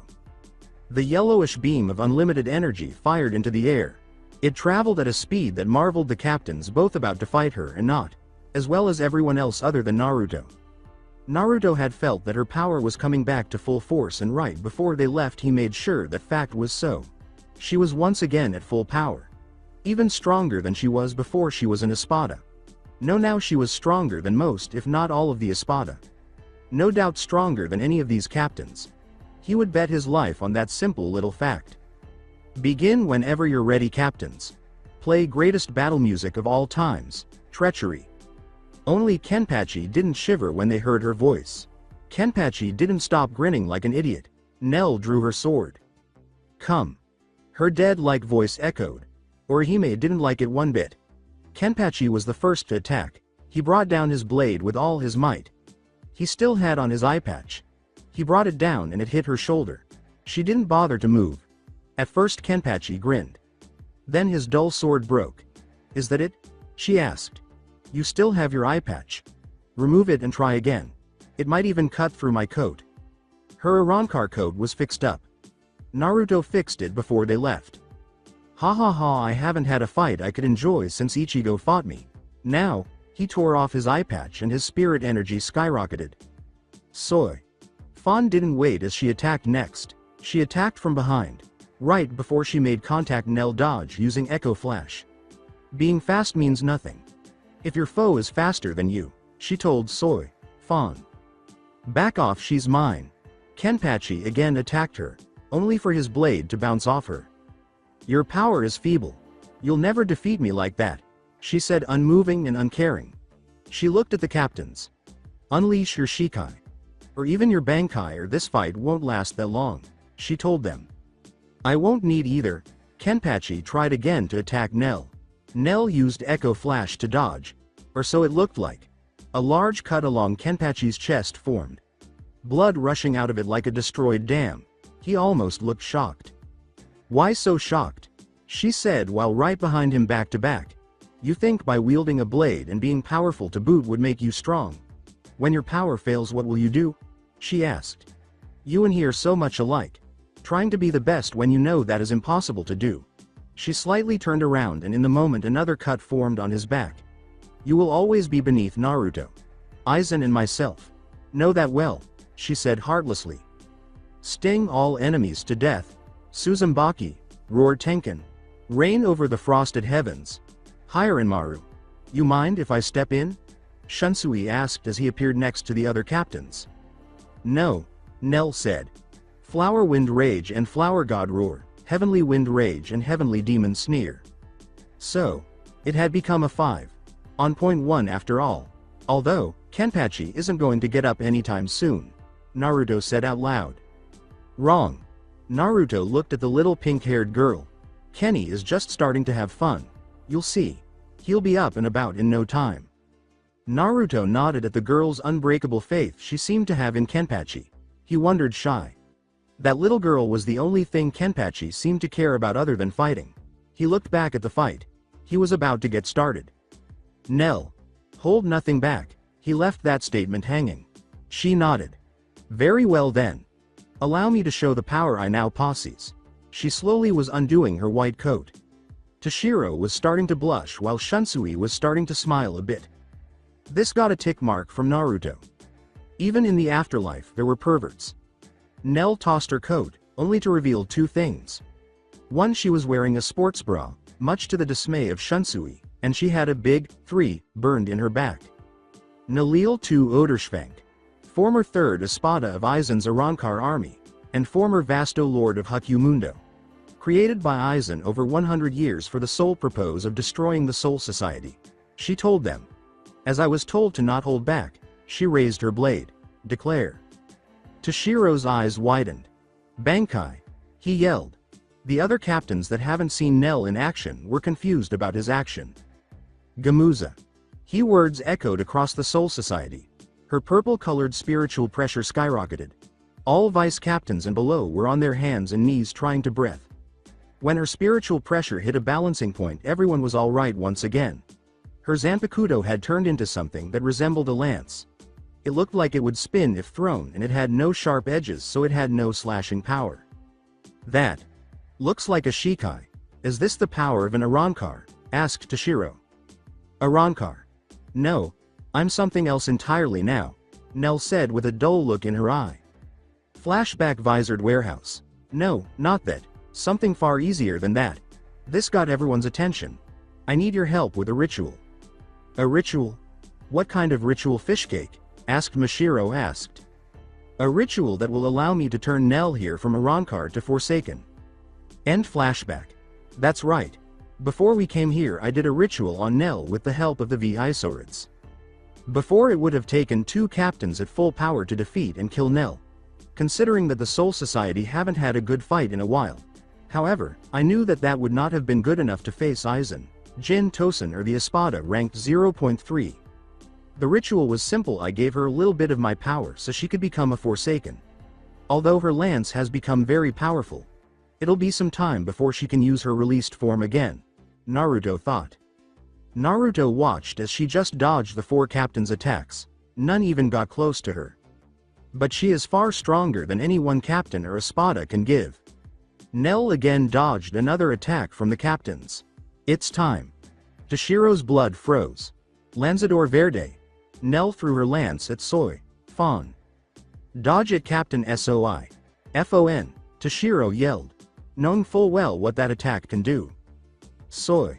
Fawn took that advice to heart and dodged the attack. She smirked. Now their opponent was unarmed. Soy. Fawn, it's coming from behind you, Komamura yelled in shock.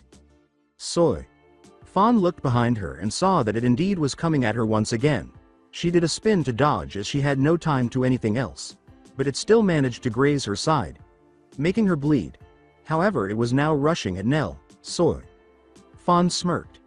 But that smirk left when Nell raised her right hand and her lance stopped in midair, but it didn't stop spinning.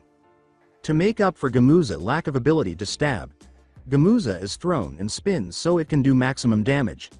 However, then that begs the question, what do I do if my opponent managed to dodge my attack? The answer was simple. Control. Control my lance as it is in the air, allowing me to continue my attack. She fired her lance again, but this time at Toshiro. Toshiro was caught off guard by the lance's speed. He only managed to dodge it by an inch. However, he didn't take his eyes of it. That's a mistake you can't make when facing Aizen, Nell said from behind him. A large gash formed on Toshiro's back. He fell a little as blood leaked from his back. Nell's left hand was soaked in blood. Bankai! Komamura yelled. Seeing Toshiro's ice being cut right through like it wasn't even there, Komamura's Bankai giant formed behind him. I've heard of your Bankai. Nell also seemed to form behind him. It grants you great strength and durability, however. Nell flicked her wrist and her lance hurtled toward the giant. Komamura only had time to raise his blade to defend against Nell's lance. But the spin combined with the amount of power it accumulated, it pierced right through his giant's blade and body armor, making a small hole in Komamura. Nell pointed her finger from behind Komamura. Bala. The small bullet like Sero pierced the fox-like Soul Reaper captain, making another hole in the captain. Nell then used Echo Flash to appear next to Soy. Fawn readying another Bala. Only for Soy. Fawn to strike with her Shikai and hit Nell dead center of the chest. Then she pulled her hand back for another, then hit the same spot. She smiled. Then her smirk fell when she realized what she had done. What? Nell said. That froze Soy. Fawn, you think that could kill me? In a battle between Soul Reapers, Arankar, Hollows, Visoradon Forsaken, he or she that has the most spiritual energy will overpower any spiritual-based attack. Even yours. Nell backhanded Soy. Fawn. As a Forsaken. I'll have more power and spiritual energy than any Soul Reaper captain other than the head captain. I've ascended to the rank of Nobel Forsaken. One rank below Naruto as he is the Majesty Forsaken, she told any who listened. Busha Goma. Nell looked behind her and saw that was trapped by Shunsui's ability. Well, that will keep you entrapped for a bit, Shunsui said. Lanzador Verde. Nell yelled from the vortex of wind. Nell's lance came back to her side and destroyed the barrier that trapped her. You'll need to do better than that, she said in a dead-like voice. Oh. Do I? You seem to forget that this is A5. On point 1. Shunsui said. Although I don't like to fight pretty young women. Nell's eyes widened as she raised her lance to block a sword-form Kenpachi. Kenpachi was bloody and smiling. Kokuja Tengen Maya. Nell saw the shadow of Komamura's giant bringing down its sword upon her. She kicked Kenpachi away and then blocked the sword with her lance. Guncho Surara. Nell looked behind her and saw Toshiro fire around a dozen ice dragons. Nell used Echo Flash to dodge one after another.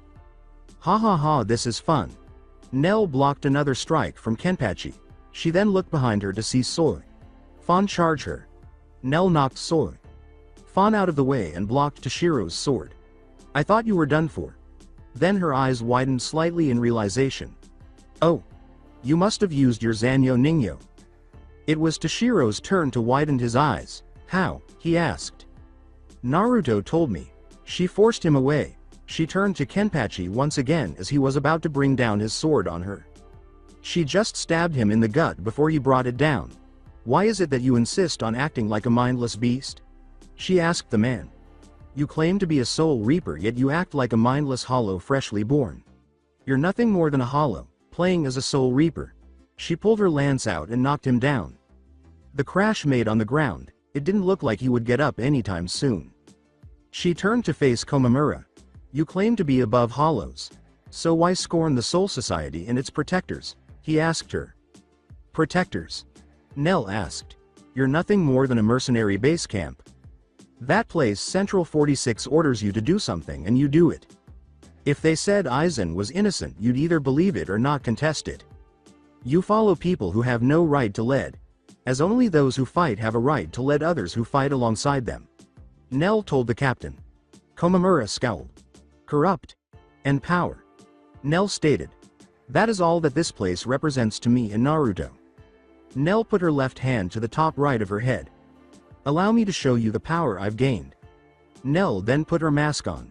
It was her old centaur helmet but it covered her face instead. Now come Soul Reapers. Nell's hollow voice was laced with power behind it. Kenpachi came once again and attacked her from behind. Nell only raised her lance to block it. Will you fall already? You're getting annoying. She yelled at the Juggernaut man. Ah. Nell looked in front of her. Komamura was bringing his giant's blade down upon her. She twisted her wrist and blocked that as well. Amazing. Captain Jashiro was commenting on how Nell was holding off two of the strongest captains in the Soul Society at once with one hand. Nell looked to her left and saw Soy Fan about to attack with her Suzumaki. Nell just grabbed her wrist with her spare hand. This shocked Soy Fan. Ah. Nell looked to her right and saw Toshiro charging at her. He raised his blade. Arg. Nell planted her foot in his stomach. My turn. Shunsui said as he too attacked Nell. Nell looked behind her to the right. She moved Soy Fan and then planted her other foot into Shunsui, but not his stomach. OFH. His eyes widened in massive amount of pain. All of the captains, save for Toshiro as he looked like he was going to puke and Shunsui who looked like he was going to pass out or cry, maybe both, were struggling with Nell for dominance. Sero shock. Wave. Nell blew all of the captains away from her. All of the captains were blown away from Nell in a 5-pointed star formation. Is that all? She asked. How is she so strong? What's scarier still? Is that Aizen is stronger than me? I dare not face him one. On point 1 as he would defeat me. Not because of his absolute hypnosis, no, because he's strong. Nell saw that all of the captains' eyes were widened in fear. They couldn't seem to get a good hit on her and she claimed that Aizen was stronger than her. Come and try to defeat me. Show me the power of the protectors. of the Soul Society, she said, taunting them. I have an idea. I just need you guys to hold her in one spot for a bit, Captain Toshiro said to his fellow captains. They all nodded. I hope you know what you're doing, Captain Toshiro, Komamura said. So do I, Captain Komamura. Why does the brat get to have all the fun? Kenpachi asked. Because our strength is not enough to beat her, not yours, not mine, not Captain Shunsui or Captain Komamura. Soy. Fawn told Kenpachi. Yeah, sure. Let's go, Kokuja Tengen Maya, eh? Well, I guess if I must. More fun for me. I'll just beat the hell out of her before that brat can do anything. All four captains charged Nell. Nell didn't know what they were planning. Just that Toshiro had a plan. Your plan won't work. I know everything you do. I know every move you know. Naruto has told me everything that you can do to me. Nothing you have can reach me. Nell used Echo Flash to block, parry and all manner of defensive tactics against the captains. When Komamura brought down his giant sword, she'd block it and move to the next captain before they could swarm her. Shunsui would use his strength and speed to match her, but she was far faster than him. Soy. Fawn also tried to do the same with hit and run tactics. Except none of her hit worked against her, so all she did was run. Kenpachi. Nothing he did worked, as all he did was swing a sword. It was time to end this little match. Everyone back away. Nell heard Toshiro yell. She could see why. She saw many water pillars surrounding her. Not this again. Didn't you learn your lesson yet? I overpowered this while holding back. She raised her lance in the air. What makes you think? An ice flower formed on her lance. Her eyes widened in surprise. I don't know how, nor will I ask right now, but somehow Naruto knows all of our moves and abilities. So he knows how to counter all of them, so he then told you. Nell saw that more ice flowers formed on her, so I thought, what is it I can do that she doesn't already know? It would seem that you or Naruto can't read minds, otherwise you'd be able to counter this. If you knew all of my skills and can predict what I can do. So the only way to counter that is to be unpredictable, so I combined my 1,000-year ice prison and my frozen heaven 100-flower funeral. Nell was almost completely covered from head to toe in ice flowers. It's over. He turned his blade a bit. The water pillars closed in and froze over. The hundreds of ice flowers flowed from the ground and encased Nell even farther in the ultimate ice prison. Freeze forever. In my eternal frozen heavens ice flower prison, he said to her. I must say I am impressed, Naruto said from the sidelines. Nell. Orihime yelled, afraid of losing her friend. You moron. Nell's frozen in a block of ice because of your challenge, Ichigo yelled. Don't be a fool, Ichigo. Huh? Out of every Soul Reaper here, you are the only one that has any chance in hell of defeating Nell. Those 5 captains merely pushed her farther than I first gave them credit for. For that only I am impressed that Toshiro, though outside the box. Naruto smiled, however. Back up with the fight. Ma, that was troublesome. Shunsui said, relaxed. Man. What a cheap way to win. Kenpachi said, a little down, that the kid beat the green-haired girl. In war a win is a win. No matter the tactics. Soy, Fawn said. Yes, but she was a worthy opponent. Toshiro was breathing hard. That took nearly everything he had to pull off. But then a light from deep inside the ice prison he made shined bright. Imposable, he yelled. The ice prison was creaking. Pieces breaking off and falling to the ground. I knew that she wasn't done. Kenpachi had his smile back on. Soy. Fawn looked on in horror. Was this the true power of a Forsaken, like she said? She had felt Naruto's power briefly, but she was facing Lady Yoruichi and was solely focused on her. I've never thought you'd bring this out of me, Bankai. Not possible. How? Oh yeah. I forgot to say that Nell also learned Bankai. Although she has no mastery of its power, she can still use its raw strength, Naruto said. The flower ice prison was destroyed. There in its place was Nell. Her Bankai changed her weapon considerably. Instead of a throwing lance, there was a spear and a round shield with a fox head on it. The shield was big enough to cover her whole body save for just below her knees and her head. Her spear was about 6 feet long and the tip looked like it had some slashing and piercing power to it. The tip was about a foot long of the 6-foot-long spear. The spear was sliver in cover while her shield was sliver with black trim. She still had her mask on. I've never thought I'd have to use this. She looked at them. Her power had increased yet again. However, I will do what I must. But how? No one. Toshiro was a loss for words. What? Did you really think you could beat me with sheer numbers and power? Nell asked. How naive. No. My understanding of the word, power, is far different from yours. Far different from Aizen. Allow me to teach you. What I learn about power from Naruto. Nell appeared high above Komamura. This is what I've learned, she said with her spear raised up high. Komamura was shocked but, Kokuja Tengen Maya, he yelled. Nell brought down her spear, the effect was instant. A deep cut, from the left shoulder all the way down to the lower stomach. Komamura's left arm was in the way of the attack and was also cut off. Komamura suffered a great deal of pain from such a wound. But that would stop him. He attacked one last time. Ah! Nell blocked it with her shield. Hump! Then in an echo flash she was in front of him, cutting him across the chest. He felt his strength leave him as he slowly started to fall to the ground. The other 4 captains charged her in one final attempt to win. Nell did a shield bash to Soi. Fawn knocking her away.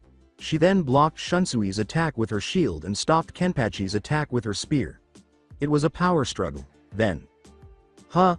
Nell looked shocked, a blade appearing in her chest. It belonged to Toshiro. He had come from behind. It's over. We've won, Toshiro said from behind her.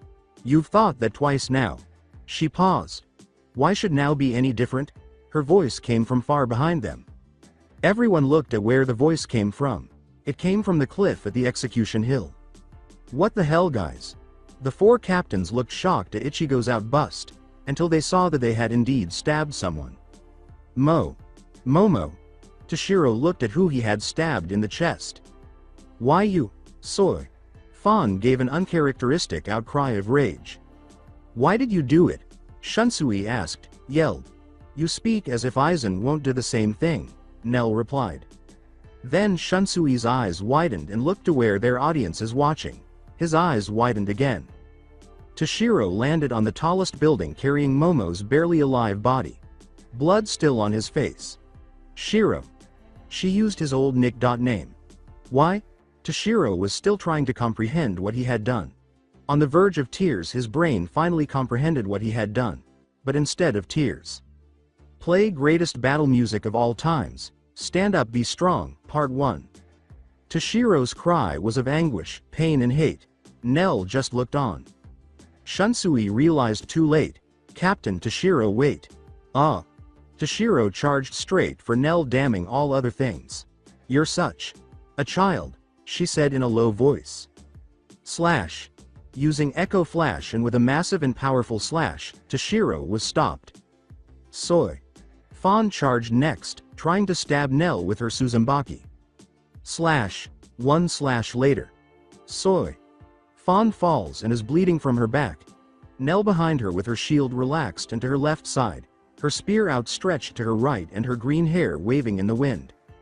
Kenpachi and Shunsui tried to tag team her one last time from behind. Kenpachi from above and to her right and Shunsui to her left.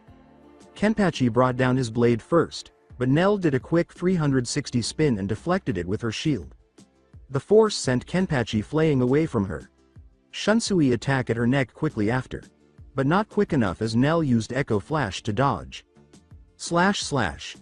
With 2 slashes of her spear, one to break Shunsui's guard, the other to get at him, he too fell. Kenpachi tried one last time. He would put all of his power into this one last attack, but Nell was using Echo Flash to confuse Kenpachi. He couldn't tell where she was as she was way too fast for him to keep up. Slash. Then he too was defeated. Everyone who had been watching the fight, all of the Soul Reapers, watched in awe and fear at Nell's power. For the first time Kenpachi's grin left him as he was utterly defeated. Soi. Fawn had a look of disbelief, unable to come to terms that she had lost without doing anything to Nell. Shunsui had a dull look of defeat in his face and eyes. Toshiro was in utter shock. No way. He looked behind him as best he could as his body was robbed of strength. His left arm and part of his left leg was separated from his body. The 4 captains slowly fell to the ground. defeated and bleeding from the wounds that Nell had inflicted upon them. Her shield at rest to her left side. Her spear outstretched to her lower right with the blood of her defeated foes still marrying the tip of her spear. Her green long hair blowing in the wind in victory and triumph. She gave an evil smirk. End greatest battle music of all times. Stand Up Be Strong, Part 1. Time skip next day. Retsu worked fast. The injuries were not factual in any way, shape or form, but they were serious. Toshiro suffering the worst of it. It was with Orihime's help and her strange healing power that helped a great deal. Naruto had proven his point when Nell defeated the 5 Soul Reaper captains. Nell had no injuries at all and she had defeated 5 very powerful captains. Not many as anybody could say that. The worst thing she suffered was a sore hand when she slapped Naruto on the cheek. His steel skin and all. But none of them will die or be unable to fulfill their role at captain. Retsu noticed the change in behavior that Nell did. When Naruto told her to not hold back, she was cold, ruthless and, for the lack of a better word, heartless. But when she was no longer fighting, she was back to her kind old self. Even helping her and Orihime heal the captains she beat. Toshiro's room. Wah. Toshiro woke up. He tried to sit up only to feel pain in his left arm and leg. He removed the covers to see that his arm and leg were in a cast. Good to see that you're awake. Toshiro snapped his head to the door, only to find Naruto. He scowled, then his eyes widened at what he remembered. Right before he charged Naruto, he was tackled back down to the bed. "Oh kitty captain, I'm so sorry."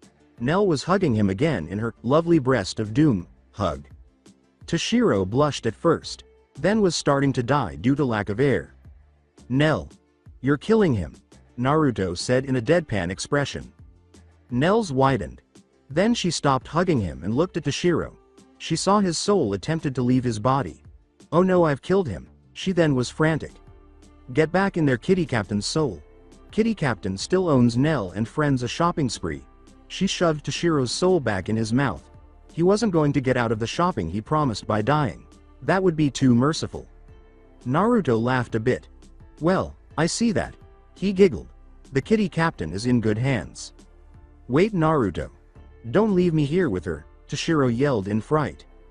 Naruto just laughed as he went to check on the last 2 of the 5 captains. Kenpachi was the first, he just waved and that was done.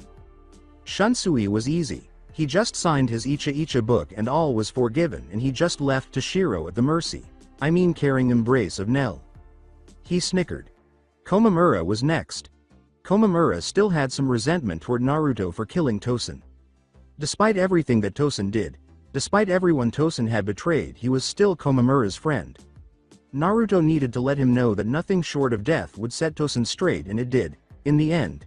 He walked in to see Komamura in bed with a cast on his left arm. "I see you're alright." "Sort of." Komamura looked at Naruto. "Yes, well, Captain Retsu is good at what she does and that human girl, Orihime, was it? She's skilled as well. They said I'll be up and about in a week or so." Then he had a look on his face like he was thinking. "But that Naruto gave him a look. "Girl, Nell, her power was frightening." "I know. Nothing we did. No move tag team maneuver. Nothing even got close to her. The only thing that hit her was Toshiro's new move that he made up on the spot. And even that didn't last long," Komamura said. "Yes. And I will respect Toshiro for thinking of some so basic yet ingenious." Naruto agreed with the man there. "I have a question to ask you." Naruto looked at Komamura. "Sure, go for it." "You said when we first faced off, a person like you, can't hope to face me if they cannot face themselves. What did you mean by that?" he asked. Naruto looked at him. "You helmet. You used it so no one would look at you funny. But Komamura, you must know that you are a respectable man. No matter what you look like on the outside. Never let other people judge you for something you had no control over. If you cannot face yourself in the mirror, how can you face the enemies of the Soul Society that threaten it?"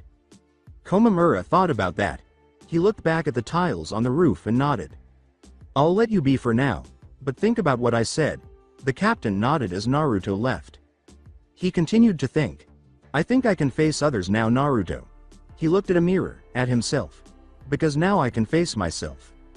Naruto walked until he found the last captain that Nell beat. Soy. Fawn. He purposely left the best for last. He gave a perverted giggle. Oh, who the pervy sage would be so proud of him. Going after 3 women at once. Well, 5 if you include Lisa and Tia. Lisa was a go, he just needed to find a way to spend more time with Tia and get her away from Aizen. Naruto then put a bouquet of flowers. All for his little bee. Hello Naruto. Naruto froze. He knew who this was. He slowly turned around as if he was going to die painfully. There was even a creaking sound as if a rusty door was closing in a haunted house. Then he was face to face with Captain of the 4th Squad, Captain Retsu. Why hello Captain Retsu. How are you this lovely day? He asked as he kissed her hand. Oh, I'm fine. But who are the flowers for? Not for me, I hope. You shouldn't have. She gave him a kind smile. But of course. He handed her the flowers. Think of it as an I'm sorry for making you work so hard these past few days, he said, handing the flowers to her. Oh, my favorite. How'd you guess? He asked while smelling them. Lucky guess. He smiled back. I conned the info out of your lieutenant, and by conned I mean I gave her the best massage of her life and she sang like a bird. Oh, and Naruto. Why? Yes, I'll expect that same massage you gave my lieutenant tonight. That's all right, right? She asked, giving her all-inspiring smile. Right, tonight, 10 o'clock? She nodded and walked away. Naruto sighed in relief. Then he busted out another bouquet of flowers. I always plan ahead, he said as he went to find Soy, Fawn. Room 202. Retsu said from down the hall. Naruto got it what she had said. She was truly a woman that any man would want. He would have to keep her in mind. Naruto travailed until he found Soy. Fawn room. When he walked in he found Soy. Fawn asleep in the hospital bed. Yoruichi curled up in a ball on her chest. Naruto looked at the scene in front of him. It almost made him not fuck with it and say ah. Almost. He walked to the sleeping Soy. Fawn and whimpered in her ear. Soy. Fawn, I want you, he said in a quiet voice. Lady Yoruichi. Soy. Fawn grabbed Naruto's head and in an impressive display of strength she forced Naruto to kiss her. Smooch. Click flash. Both Soy. Fawn and Naruto looked at who said it. It was Yoruichi in full human naked form. I knew you loved Naruto, Soy. Fawn. Now we can have a threesome like we've always wanted, she said while holding a camera. Just wait till I post this all over the Seirei. You'll be couple of the mouth. Yoruichi had her smile. Soy. Fawn looked at Yoruichi, then looked at who she was kissing. Outside the hospital. Uzumaki. For the better part of the rest of the day you could see Soy. Fawn chasing Naruto with Naruto running for his life and Yoruichi chasing them laughing and taking pictures. Rangaku and Toshiro both turned to face Nell. Naruto won't lose to anyone like Yamamoto. Besides, no matter what the old guy does he can't kill Naruto, she said with assurance. Toshiro questioned, what makes you so sure that Naruto will win and live? Nell's apparent unwavering belief that Naruto will prevail unnerves me. She turned to them and grinned. Because only Naruto's tear can kill him. She mentioned this in a cryptic riddle. Not another riddle. But hey, wait. Why did you just give us the key to helping us defeat Naruto? Toshiro was perplexed. She gave them another look. Because all planning is useless against Naruto. It doesn't matter if you had his tear, you would never know how to kill him with it. Anyway, specking of riddles, did you figure out who made the Arrancar army yet? She grinned. Toshiro blinked. He shouted, oh man, I totally forgot about that. Wow. You must suck at riddles. Nell turned to Rangaku and said, it's the riddle you gave. No one has more or less eyes than any other. And no one smiles forever, she stated to her. Nell's head cocked. She extracted a pair of glasses from a packet and put them on. Her response left Rangaku and Toshiro speechless. Nell then covered her eyes and grinned broadly, like a Grinch. Rangaku had not yet been located. Toshiro's gaze expanded.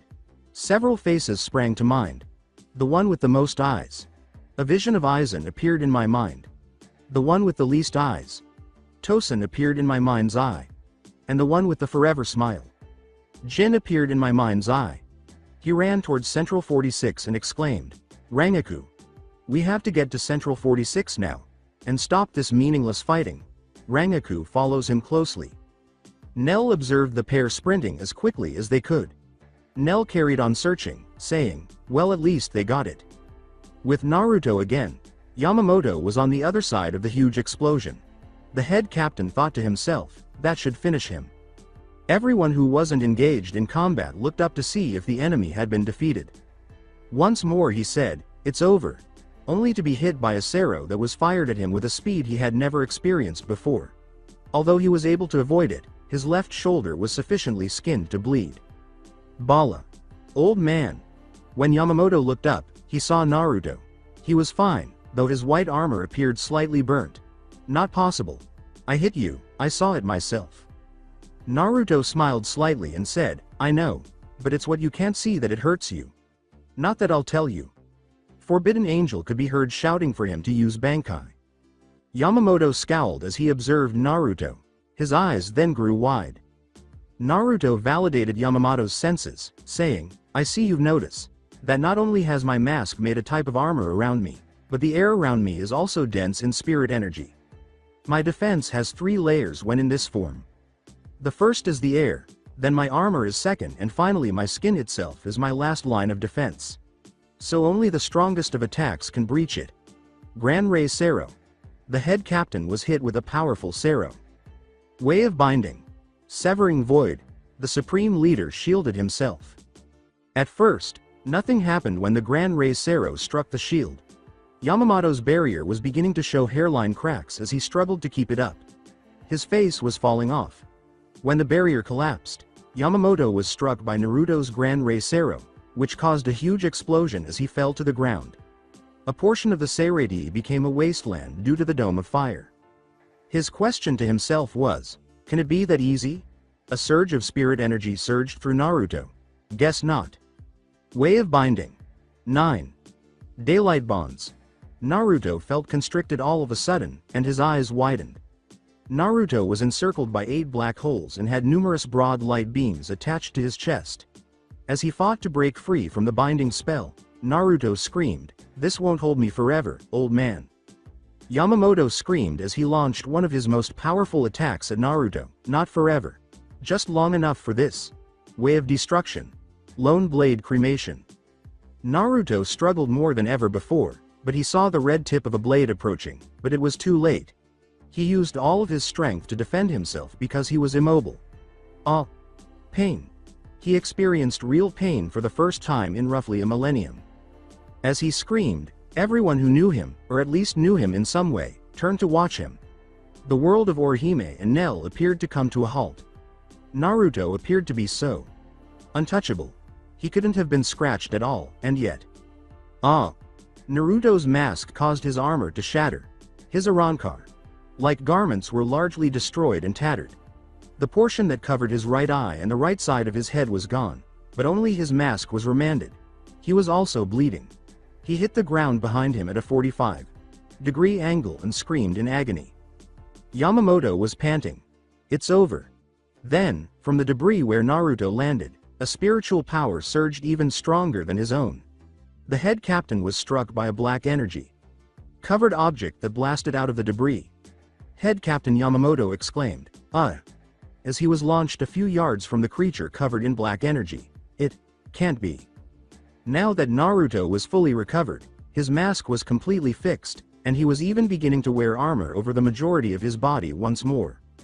Naruto accumulated even more spiritual pressures. I never thought you'd bring this out of me. I've never had to use this on one man before. Felt honored. One word reverberated throughout the Soul Society. Ban. Kai. In order to enter Bankai mode, Naruto's Forbidden Angel absorbed 4 twisted black energy beams. After dispersing in black energy, Naruto's Shikai began to reorganize around his right hand. Around his hand, from his wrist to about 4 inches past his fingers, black crystals began to form.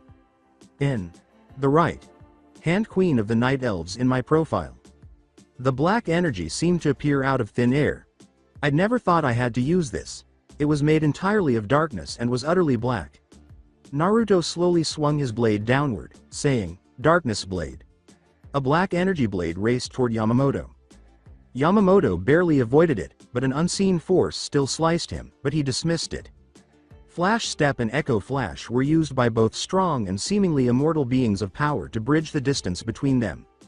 Two blades struck one another there. Yamamoto was surrounded by the red energy of fire, while Naruto was surrounded by the black energy of darkness. They are battling to defeat each other. However, Yamamoto was driven back when Naruto's power outmatched his. Yamamoto flew away from the scene of his altercation with Naruto. However, Naruto quickly caught up to him. Taimatsu. Naruto was engulfed by the fire, but he handled it as if it were a gentle breeze. Then made a single, strong cut across Yamamoto's chest. Yamamoto sensed a decline in power. He was weak. Since taking over as head captain nearly 800 years ago, he had not felt this way. When he said, "I will not lose to you Uzumaki," he was under tremendous spiritual pressure. Flames of hell. All around the Seirei, enormous pillars of flame erupted.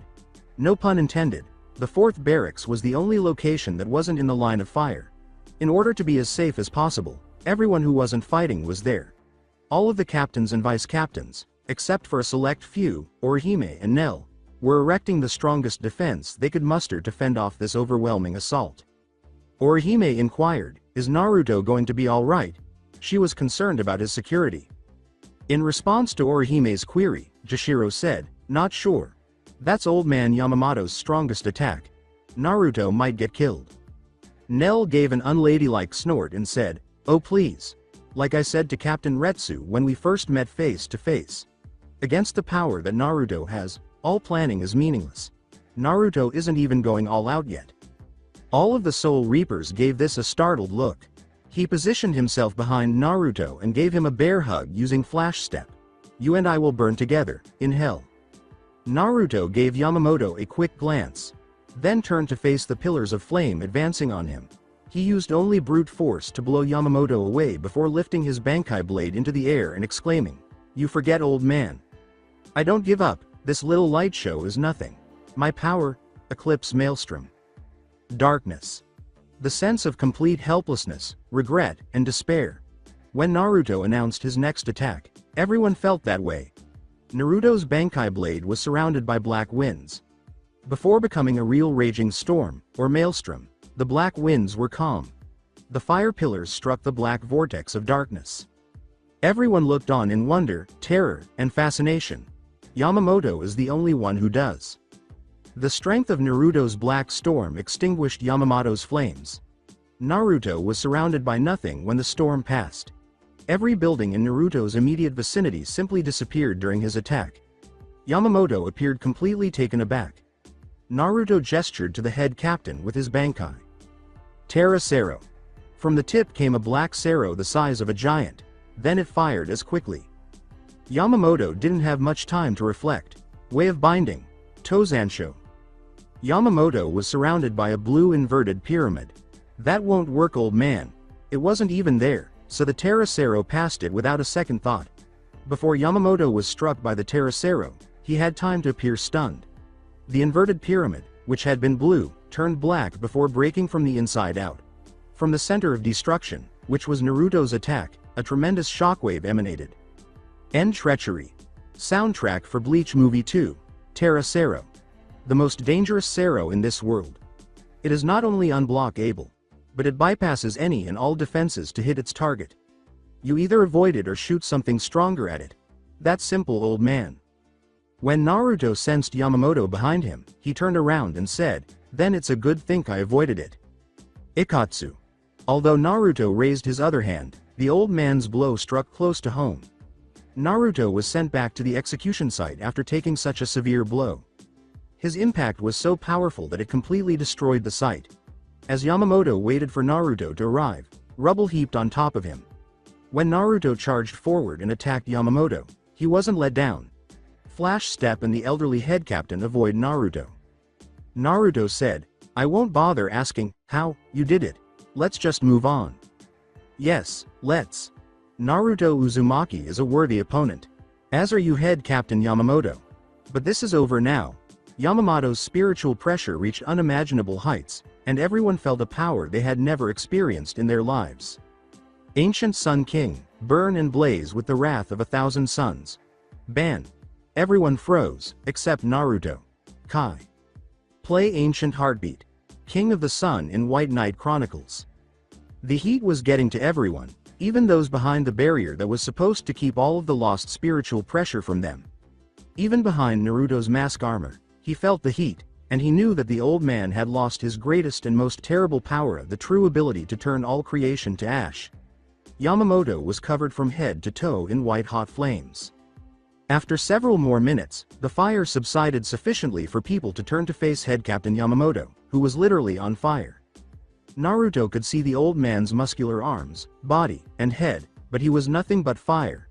The fire behind the old man rages as if it were a wildfire being fed by raging winds, and the head captain has eventually transformed into a giant blazing fireball with an upper body. My Bankai is this. The first person to face it is you, and soon to be the last. Yamamoto said in a voice a little different from his own, but his tone could still be heard. Then Yamamoto appeared in front of Naruto. This time it was Naruto's turn to go wide-eyed. Ikatsu. When Naruto reached the other end of the Seirei, Yamamoto was behind him, so he had no time to relax. Ikatsu.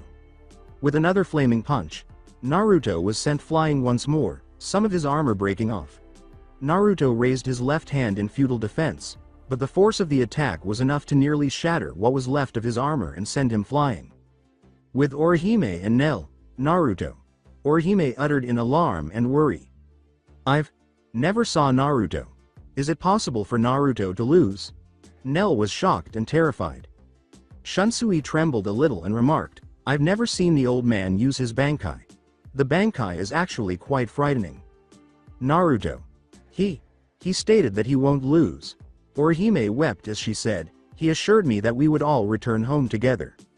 Returning to the battle, Yamamoto was waiting for Naruto when he struck him in the head, sending him flying to the middle of the Seirei, saying, Ikatsu. It's over, Sokotsu. Naruto was struck to the ground by Yamamoto. End White Knight Chronicles. King of the Sun, Ancient Heartbeat. It hurts to move anything. Naruto said to himself in a feeble voice, I never thought that this old man would be so strong. But then again, I always knew he could do what so many others had tried. Naruto has experienced pain before, but not for as long or to this extent. In fact, he hasn't experienced any pain in over 1,000 years, so his pain threshold has significantly decreased. I won't let you get better. This is your demise. Yamamoto raised his right arm high into the air. He was honorable, but he would not let his honor endanger the Soul Society. Divine Sword. Phoenix Saber. I have been waiting and training for this moment for 800 years, he said, referring to a huge blade of fire that was at least 30 feet high. Now, Naruto Uzumaki, die. I should have used my Resurrection Cube Den. Naruto gazed up, immobilized by Yamamoto's attacks, staring helplessly at the fire attack. Keshun Santen. I decline. The impending attack by Yamamoto and Naruto was blocked by a shield. Kishin. Calm down. I decline. Though he believed Orihime was far away, Naruto looked up in front of him and saw Nel standing beside her. Yamamoto was incensed that a simple shield had thwarted his most potent attack. As Orihime was healing him, Naruto felt his power return, and her healing skills did improve. A girl? A human girl? She managed to stop 800 years of training with a mere barrier? Yamamoto wondered, his blood boiling at the thought. I'll deal with you two first. The head captain suddenly materialized in front of Nel and Orihime, shocking both girls and Naruto. Dragonfire. Yamamoto had Orihime in his sights. No. Oh no. Nel. As Nel took the blow for her, Orihime screamed, and a huge gash appeared from Nel's left shoulder to his mid-torso. For you now, Blade of Darkness. What? After attacking from behind and successfully pushing Yamamoto away from Orihime, Naruto gasped, Thank you, Orihime. Take care of Nel. And whatever occurs. Orihime was perplexed by his words, but he nodded as he hurried to tend to Nel's severe injuries. Please don't think anything less of me. Beyond that, Naruto was furious. He couldn't put into words how he felt about Yamamoto at the moment. I've suppressed my full power for too long. Naruto told himself, it's time to release it. Hovering over a nearly destroyed Seirei, which was now little more than ruins, Naruto and Yamamoto once again met. I wasn't going to kill you, Yamamoto. However, Naruto's second Zanpakuto, the red hilted one he had never used before, came from his left hand, which he raised to the back of his left shoulder. Before you can do such a thing, I will destroy you. It's too late. Whether Yamamoto was behind the barrier or not, everyone was halted in their tracks as Naruto used up his last bit of spirit energy. Old man. The sun's light reflected off the blade as Naruto pulled his red Zanpakuto into the air, where it hovered. Suddenly, thunderstorm clouds formed, covering Naruto's Zanpakuto and making it appear as though it was nighttime. Yamamoto wanted to move, but he was unable to stop Naruto. Come down from the heavens of corruptness. Goddess fallen. Kyuubi. As Naruto was about to release his ultimate form, black and red spirit energy began to form around him. Naruto's Zanpakuto descended slowly from the clouds, then fell quickly and stabbed him in the heart. Play the Sorcerer remix of Bleach AMV Yami, Stark, Barragan, Hannibal. Meet my turn form. The black spirit energy, which had a red tint, engulfed Naruto, and everyone watched as a sense of immense power emanated from the black mass. Yamamoto had only experienced this once in his life. The first thing to appear from the black mass were a pair of hands. They were powerful looking, and claw-like. There was also some sort of hole that rose from the back of the hand. Then a black blade came from both of these holes, like Naruto's Bankai. The next were a pair of feet. No shoes or any of the short, the toes were clawed, similar to Ichigo hollow form. From there the body. It was covered from top to bottom in armor.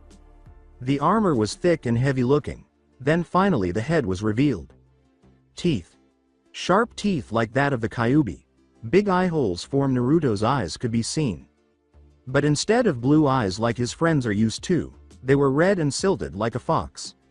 Two horns shot straight back from the top of his head and two more on the each side of his mouth forming tusks. But Naruto's transformation was not done yet. 9 black energy beams shot out of Naruto's lower back, forming 9 tails. But not a fox's tails. Each tail was long and sinister looking. A xenomorph warrior tail. Topped off with a spike for good measure. And finally on each tail was a hole. I would appreciate it if someone could draw this. End Bleach AMV. The Sorcerer remix by Yami, Stark, Barragan, and Hannibal. Enjoy Sanctuary of Rebirth by Evil Techno. Yamamoto, more than anyone else, felt as though time was running out. He stared into Naruto's red, hollow eyes before Naruto disappeared. What? Yamamoto felt as though he was bleeding from the 5 claw marks that had appeared on his flame body. My fire armor. Your pitiful little fire armor cannot match my power. Naruto's voice was devoid of all the goodness that had once been his own. There is a reason that I am the Majesty Vasto Lord Forsaken of this world, he said, but there is no more reason to speak. This is your last night, you will see. Naruto pointed one of his clawed fingers at Yamamoto, confirming that the moon had replaced the sun. Black Sero. The Sero struck precisely, and the black beam shot so quickly that there was no time to consider any kind of escape. Ah! Yamamoto let out a scream as Naruto's greatest form's power overcame him. Yoruichi and Soifan were with the rest of the group at the 4th barracks. Yoruichi wondered if this is what Naruto meant when he said that his very existence is a treat to the existence of all others, but she was more afraid that Naruto would lose the kind part of himself, the part of him that Yoruichi likes to tease. All of the other fights had long since ended. Ichigo was injured on the ground close to where he fought the 6th captain. He watched in wonder and terror at the power Naruto. Do you have anything else? I suppose it is, said Naruto in a demonic tone. Let me conclude with this, then. Yamamoto refused to allow Naruto to harm him any further. Dragon Fire. At tremendous speed, Yamamoto's fire struck Naruto, but it was extinguished by an unseen force. Naruto held out his hands and then closed them, saying, Chains of Fear, such a weak attack, old man. While Yamamoto was blazing hot, the chains of darkness seemed to snuff out the heat and cool him down. Yamamoto was encircled by a dozen tiny black portals, and even his fire was ineffective against them. Time to die, old man. Naruto smiled, if only others could see it, as one of his tails slowly pointed toward Yamamoto. Prove your courage to me. I'll demonstrate fear for you. Sero of Fear. The symbol of fear was enclosed in a black sero. Prove your friendship to me. I'll demonstrate loneliness for you. Sero of loneliness. The symbol of loneliness was enclosed in a black sero. Prove to me that you are love. I'll demonstrate hate for you. Sero of hate. The symbol of hate was enclosed in a black sero. Prove your knowledge to me. I'll demonstrate uncertainty for you. Sero of uncertainty. The symbol of uncertainty was enclosed in a black sero. Prove your sincerity to me. I'll demonstrate selflessness for you. Sero of selflessness. The symbol of selflessness was enclosed in a black sero. Prove your dependability to me. Let me introduce you to illusion. Sero of betrayal. The symbol of betrayal was enclosed in a black sero. Prove your kindness to me. Cruelty will be shown to you. Sero of cruelty. The symbol of cruelty was enclosed in a black sero. Prove to me that you are hope. I'll demonstrate hopelessness for you. Sero of hopelessness. The symbol of hopelessness was enclosed in a black sero. Prove to me that you are light. I'll reveal darkness to you. Sero of darkness. The symbol of darkness was enclosed in a black sero. At the end of Naruto's tusks, a new sero formed, and each tail with its unique sero pointed inward. Combined, they create Sero of evil. A sero more powerful than any other. The seros united into one. Knowing that others would be hit if he dodged, Head Captain Yamamoto closed his eyes and allowed the sero to strike him without attempting to flee.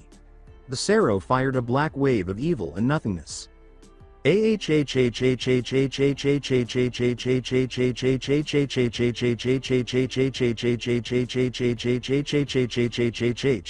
scream reverberated throughout the Soul Society, but it was short-lived as the explosion cut off the cries that seemed to go on forever.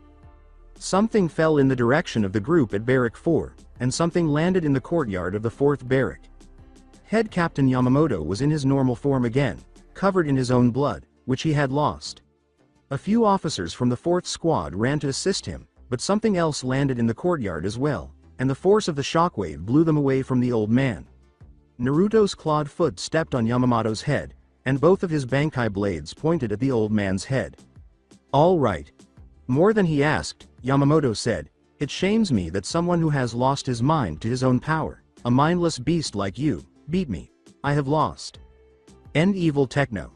Rebirth Sanctuary. Naruto developed a black sero at the tip of his tusks. As Yamamoto formed the sero larger and larger, he said to Naruto, showing no mercy. "Just like a true hollow. You said that you have grown past such a state. This just proves that you are just a mindless monster. Just like 800 years ago and now." Orihime, Nell, and Yoruichi, who lived nearby, were horrified by what Naruto had turned into. More so for Orihime, as this was exactly how her brother Sora ended up. Naruto had changed into a different person. Her eyes were watering. Was this his intention? She didn't understand those words at the time. Please don't think anything less of me, however. Run to Naruto, Orihime. Orihime, no. You must stop now, Naruto. Orihime screamed as she rushed towards him. As Naruto turned to face Orihime, his sero faded. She speaks of the harsh and hateful red that is this, not the gentle and affectionate blue she is used to. Something not Naruto. She grabbed hold of his arm. Despite being awed by Naruto's appearance, Orihime was certain that he wouldn't harm her. You won, Naruto. He's defeated. This isn't like you. You've got to stop. A long time has passed. Orihime is then surrounded by a vivid blue glow. Orihime saw the blue's eyes again as the glow subsided. Huh? Orihime. What's wrong? Naruto checked after sensing that his foot was on something. He saw Yamamoto severely injured. Then he recalled his altercation with him. Naruto's head hurt. You. Girl. Why? Yamamoto questioned, remaining on the ground and prone. Orihime appeared perplexed. Why what? Why? Why did you save me? You could have let him kill me and cripple the Soul Society. Why did you save my life? He inquired. She smiled, because, we came here to save a friend. Not kill people. Her smile makes practically every man smile. Yamamoto was no exception. You're not a bad person. We just needed you out of the way to save Rukia, he replied. The elderly captain gave a nod. Naruto was helped up by Yoruichi and Orihime Nell. Naruto grinned and said, "Thanks girls." Yamamoto glanced at Naruto's smiling face. It has nothing to do with murder or manipulation. He genuinely loves them. I was incorrect. He said aloud to him, I'm sorry, Naruto Uzumaki. I was wrong about you. It's okay. Hell, I was wrong about you Soul Reapers for the most part. I thought that none of you had any honor when I first came here. You and the other captains proved me wrong. Naruto turned to face the elderly man with the assistance of Nell and Yoruichi. He grinned. Someone was behind the head captain when Naruto noticed a flash. Huh? Connection complete. May I have your attention please, all captains, vice captain, and seated officers. And also the humans. This is Squad 4 Vice Captain Izan Katetsu with an emergency announcement. Please listen carefully as it will not be repeated and is absolutely true. Aizen! Shouted Naruto. He forgot all about the traitor. The dead captains raised their blades as Yamamoto glanced over his shoulder. Aizen said, I can't pass up this opportunity. He then lowered his blade. Still in his ultimate form, Naruto yelled, Aizen, as he charged the traitorous captain behind the head captain. The dead captains raised their blades as Yamamoto glanced over his shoulder.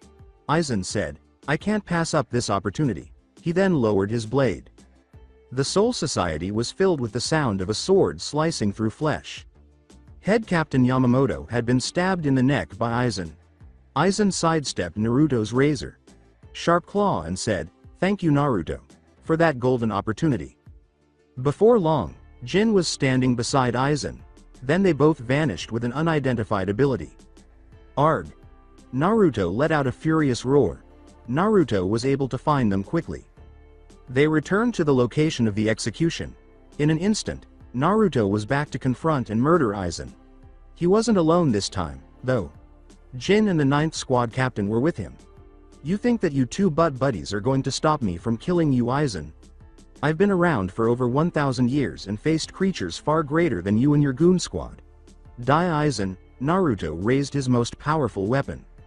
With composure, Aizen stated, I wouldn't do that Naruto. Naruto Rukia was shown by Jin directly behind him. Air coward.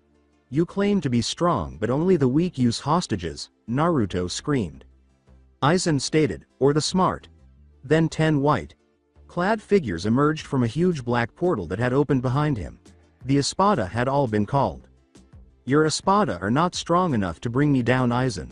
I know all about them, remember? Naruto screamed. Aizen had something on his arm, and Naruto noticed it. Then he suddenly plunged his arm into Rukia. The 10 Espada blocked Naruto's path just as he was ready to charge. With all of his strength, Naruto swatted the Espada like a fly. After that, Jin and Tosen arrived to battle Naruto. They outlast the Espada by a full second.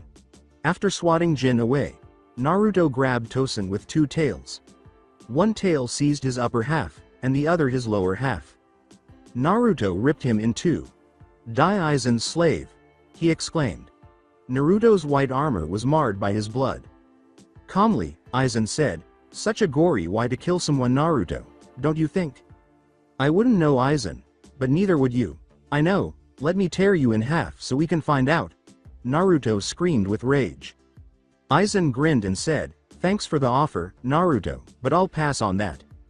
He said, oh, but Aizen, I insist. He looked up as multiple Jillian emerged from a tear in the sky and said, sorry, but I have to go. 2 negation, 1 for Jin and 1 for Aizen, then descended to save them. Maybe we'll meet again. White Fox, he said with ease. Naruto glanced up at Jillian, who was weak. As the Majesty Vasto Lord Forsaken of Hukyu Mundo, I order you to release them now. Naruto screamed. The Jillian then let go of Aizen and Jin at Naruto's command, letting them fall back to the earth. Aizen's expression was one of shock. Why so surprised Aizen? Only a Vasto Lord of noble rank or an Arrancar can resist my will upon them. It's the only reason why your Espada pets haven't turned on you. Naruto raised his Sero once more. In order to reach him, Aizen had to quickly move behind the one target he knew Naruto wouldn't destroy, behind Tia. The fact that Aizen would hide behind her didn't really surprise Tia. No, when Naruto halted his attack, she was taken aback. He was only a few seconds away from eliminating Aizen, his adversary. Then why would the world's most powerful being halt his assault? Ulquiorra made a gargantuan lathe that was sufficient for the group to pass through, and Aizen declared, "It's time for us to go." Aizen told Ichigo, "We'll see each other again, Naruto. Real soon. As well as you, human boy." 13th Squad Captain Jashiro was asked, "So, you allied yourself with the Hollows? Why? No one stands at the top of the world. Not you, not me, not even the gods.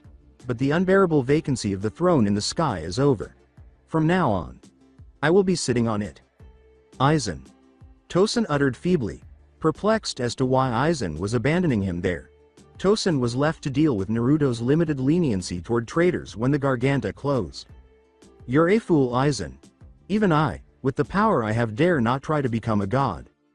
The throne in the sky, as you call it, is occupied.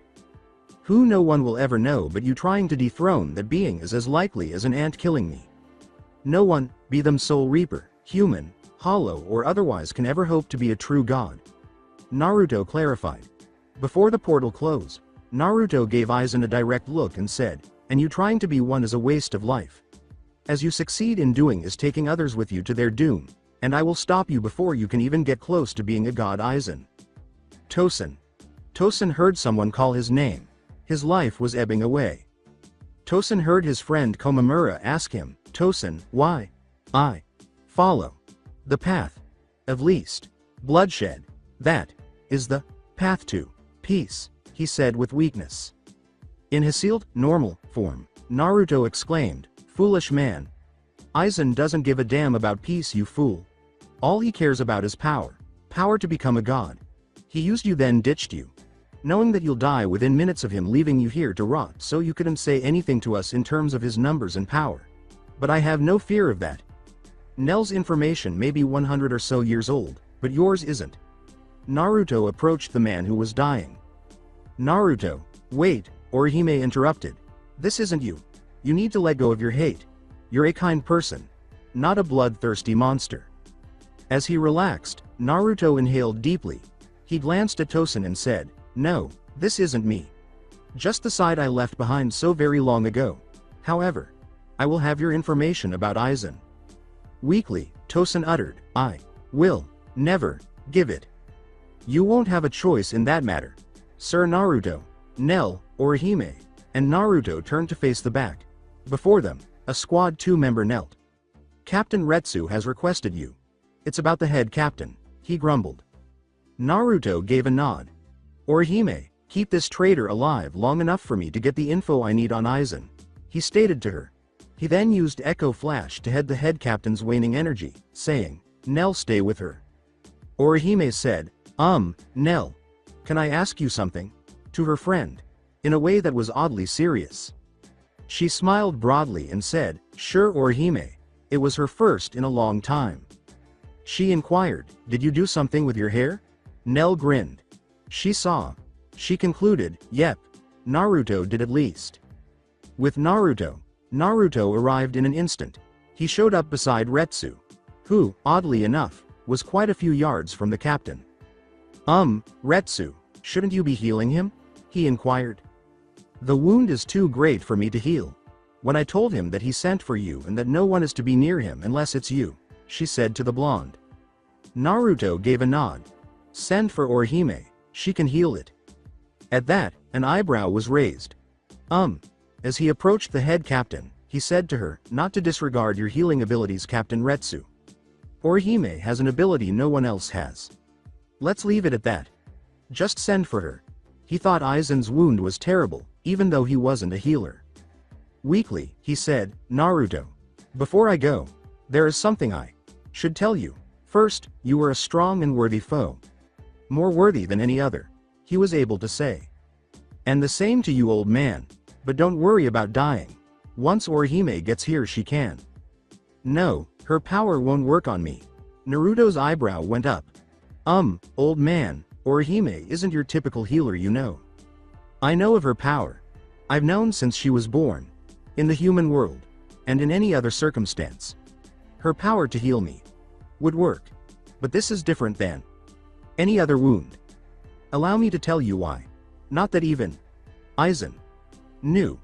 I am entrusting to you, Naruto, the greatest secret that the head captain has. Although weak, head captain Yamamoto's remarks were significant. His greatest secret was whispered to Naruto. Orihime showed up shortly after. Naruto. She attempted to run alongside him, but he used his hand to stop her. He glanced at them and said, "Everyone leave the area. Now," he said, using some of his strength to startle everyone and make them all leave.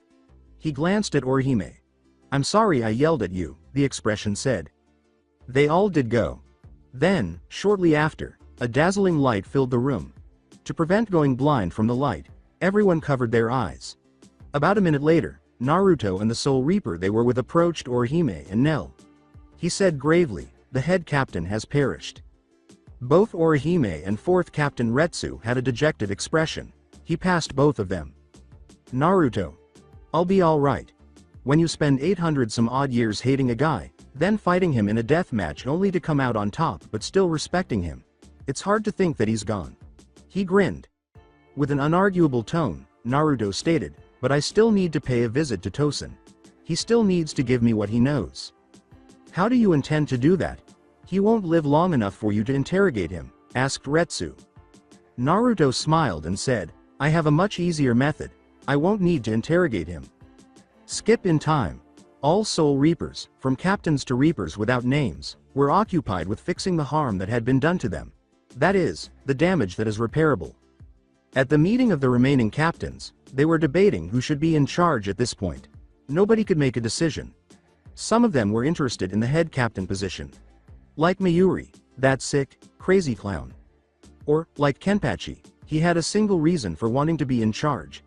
Thus, he would spearhead the Soul Reaper's full-scale attack on Aizen. The others didn't want either of them to take over as head captain, but they either didn't think they could or didn't want to be the new head captain themselves. Since she was more of a healer than a fighter, Retsu believed that she lacked the intent to kill. Toshiro believed he was too young for this kind of behavior. How can he control an army of Soul Reapers when he could hardly control Rangaku? Shunsui was just too indolent. Komamura believed he was not deserving of such a position. Soi Fan did the same. Jashiro was the only one who thought he could. He didn't believe he was smart enough to do it, though. Everybody lacks at least one of the attributes that made head captain Yamamoto stand out, apart from the fact that he was extremely powerful. In addition to power, the head captain possessed unmatched knowledge, combat experience, strategic skill, and the discernment to know how to use it to its greatest advantage. "Surly, I am most qualified to be head captain. I can make this a better place for everyone," Mayuri, the insane clown, stated. "Sure. If by a better place you mean a graveyard of your sick fucked up experiments, Mayuri, I'm more qualified to be head captain. As I am one of the stronger captains here," Kenpachi replied.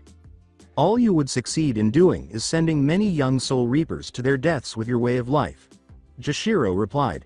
Kenpachi frowned. "So, in this world only the strong survive." The argument went on. The double doors flew open, that is. It was Naruto, flanked by Yoruichi on his right and Nell on his left. But it is the strong that protect the weak, which allows them to grow strong. For even the strong will fall in time. And with time, the weak grow strong, honoring the strong that made room for them and gave them the time to become as such. Naruto went on. "That is what being a leader and a person of true strength means," Naruto said. Naruto's remarks were profound. To the group's non-sadistic, bloodthirsty captains. His words caused Shunsui to look awake as well. Mayuri dropped to his knees, his eyes widening. "This is a captain's meeting, boy. You have no right to." "If I have no right?" Naruto approached him. He looked down at Mayuri and said, "Then why are you on your knees before me?" Then, as if he didn't care, he walked by him. Retsu asked, "Then why are you here?" Smoothly, he stood where the head captain used to and said, "Simple. To lend you my aid, and take command. Temporarily." "That's insane. Madness, unacceptable." Those were only a handful of the cries.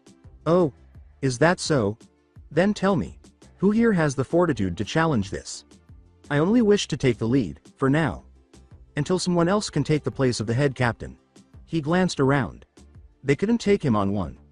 On .1. He was aware of it. They were aware of it. They simply needed to give in on this and allow him to take the lead. For the time being. You are not a Soul Reaper.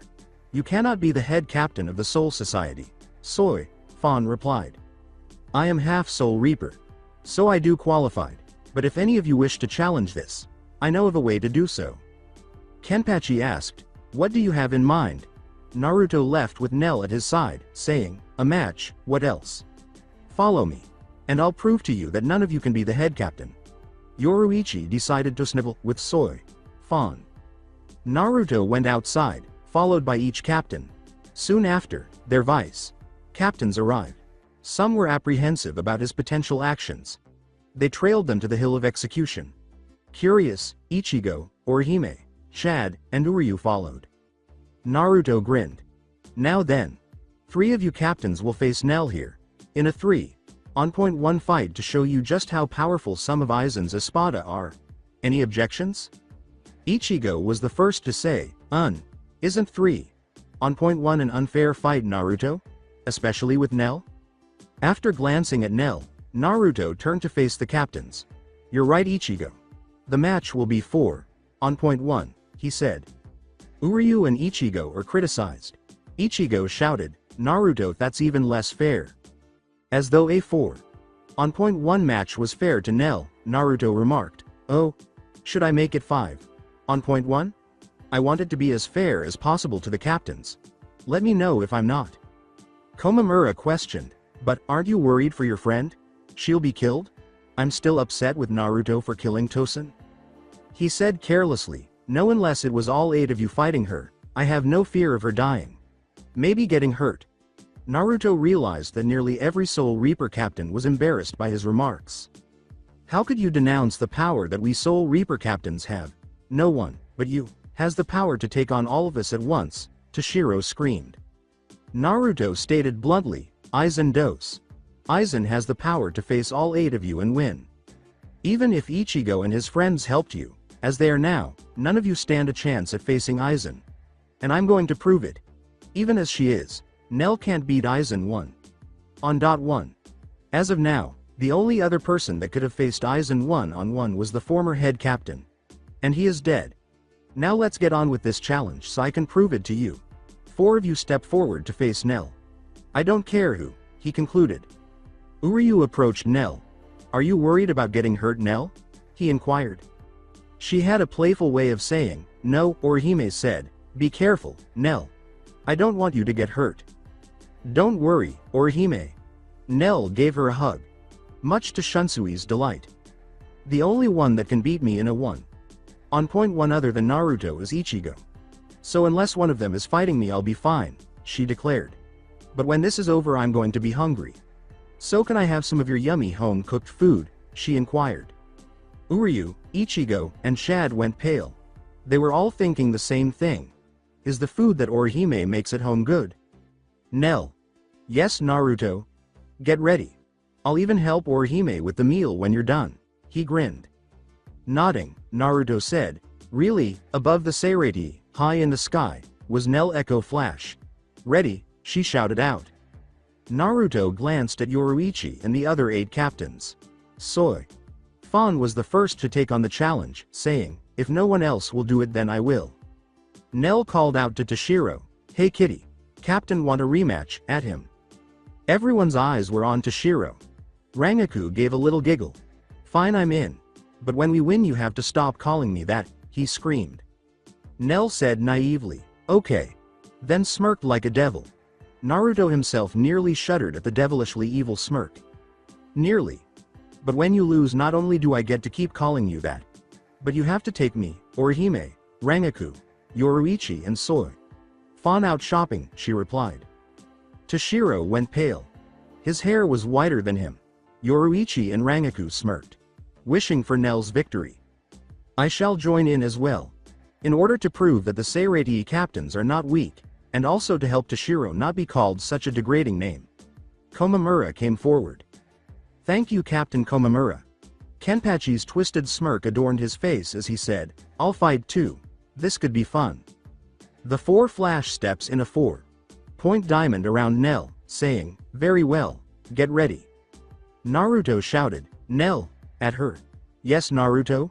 She asked, glancing at him now. Suppress the side of you that is merciful. Show them the power that Aizen will unleash on them. Show no mercy. She inhaled and said, very well.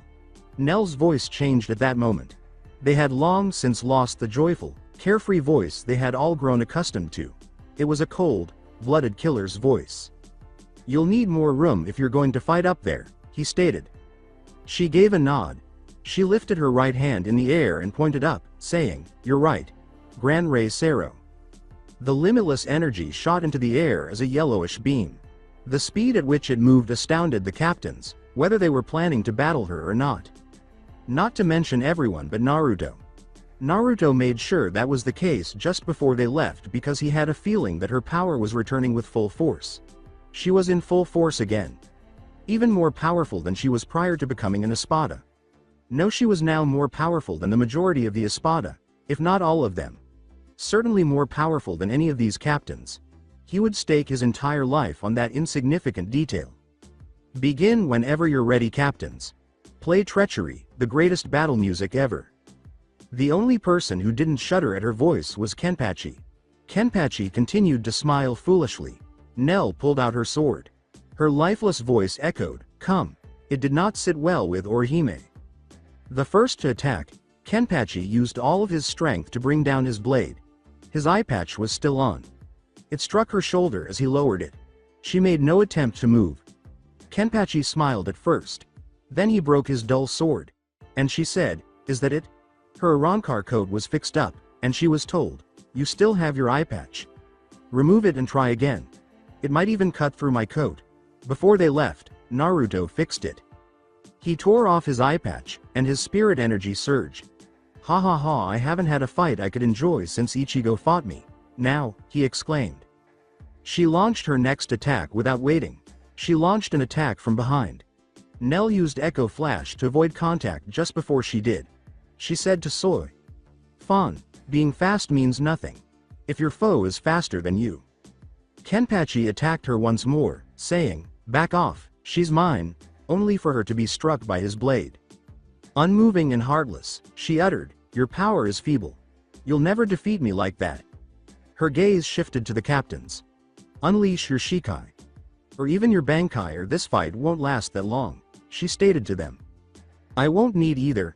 Kenpachi attempted to assault Nell once more. Nell dodged with Echo Flash. Or so it appeared. A deep gash appeared along Kenpachi's chest. It was gushing blood like a broken dam. He appeared almost astonished. Why so shocked? She asked, standing directly behind him. You think by wielding a blade and being powerful to boot would make you strong. When your power fails, what will you do? She inquired. She turned slightly, and a second cut appeared on his back as she said, you and he are so much alike. Trying to be the best when you know that is impossible to do. You must understand that you will always be beneath Naruto, Aizen, and myself, she said coldly. Sting all enemies to death. Suzumaki, roared Tenkan. Reign over the frosted heavens. Hirenmaru. Next to the other captains, Shunsui said, you mind if I step in? Nell said, no, Flower Wind Rage and Flower God Roar, Heavenly Wind Rage and Heavenly Demon Sneer. So, it had become a 5. On point 1 after all. Although, Kenpachi isn't going to get up anytime soon. Naruto was saying loudly. Wrong. Naruto said, glancing at the young girl with the pink hair. Kenny is just starting to have fun. You'll see. He'll be up and about in no time. The girl's apparent unwavering faith in Kenpachi was acknowledged by Naruto with a nod. Shy, he wondered. Other than fighting, Kenpachi seemed to be only interested in that young girl. He glanced back at the altercation. It was time for him to begin. He said, Nell, hold nothing back, but he didn't finish. She gave a nod. She slowly undid her white coat and said, very well then. Allow me to show the power I now possess. Shunsui was beginning to smile a little, and Toshiro was beginning to flush. Naruto gave this a checkmark. There were perverts even in the afterlife. When Nell threw away her coat, 2 things were exposed. She had a large 3 burned in her back, and she was sporting a sports bra, much to Shunsui's chagrin. Nalil II Oderschwenk, former 3rd Espada of Aizen's Arrancar army. and former Vasto Lord of Hukyumundo.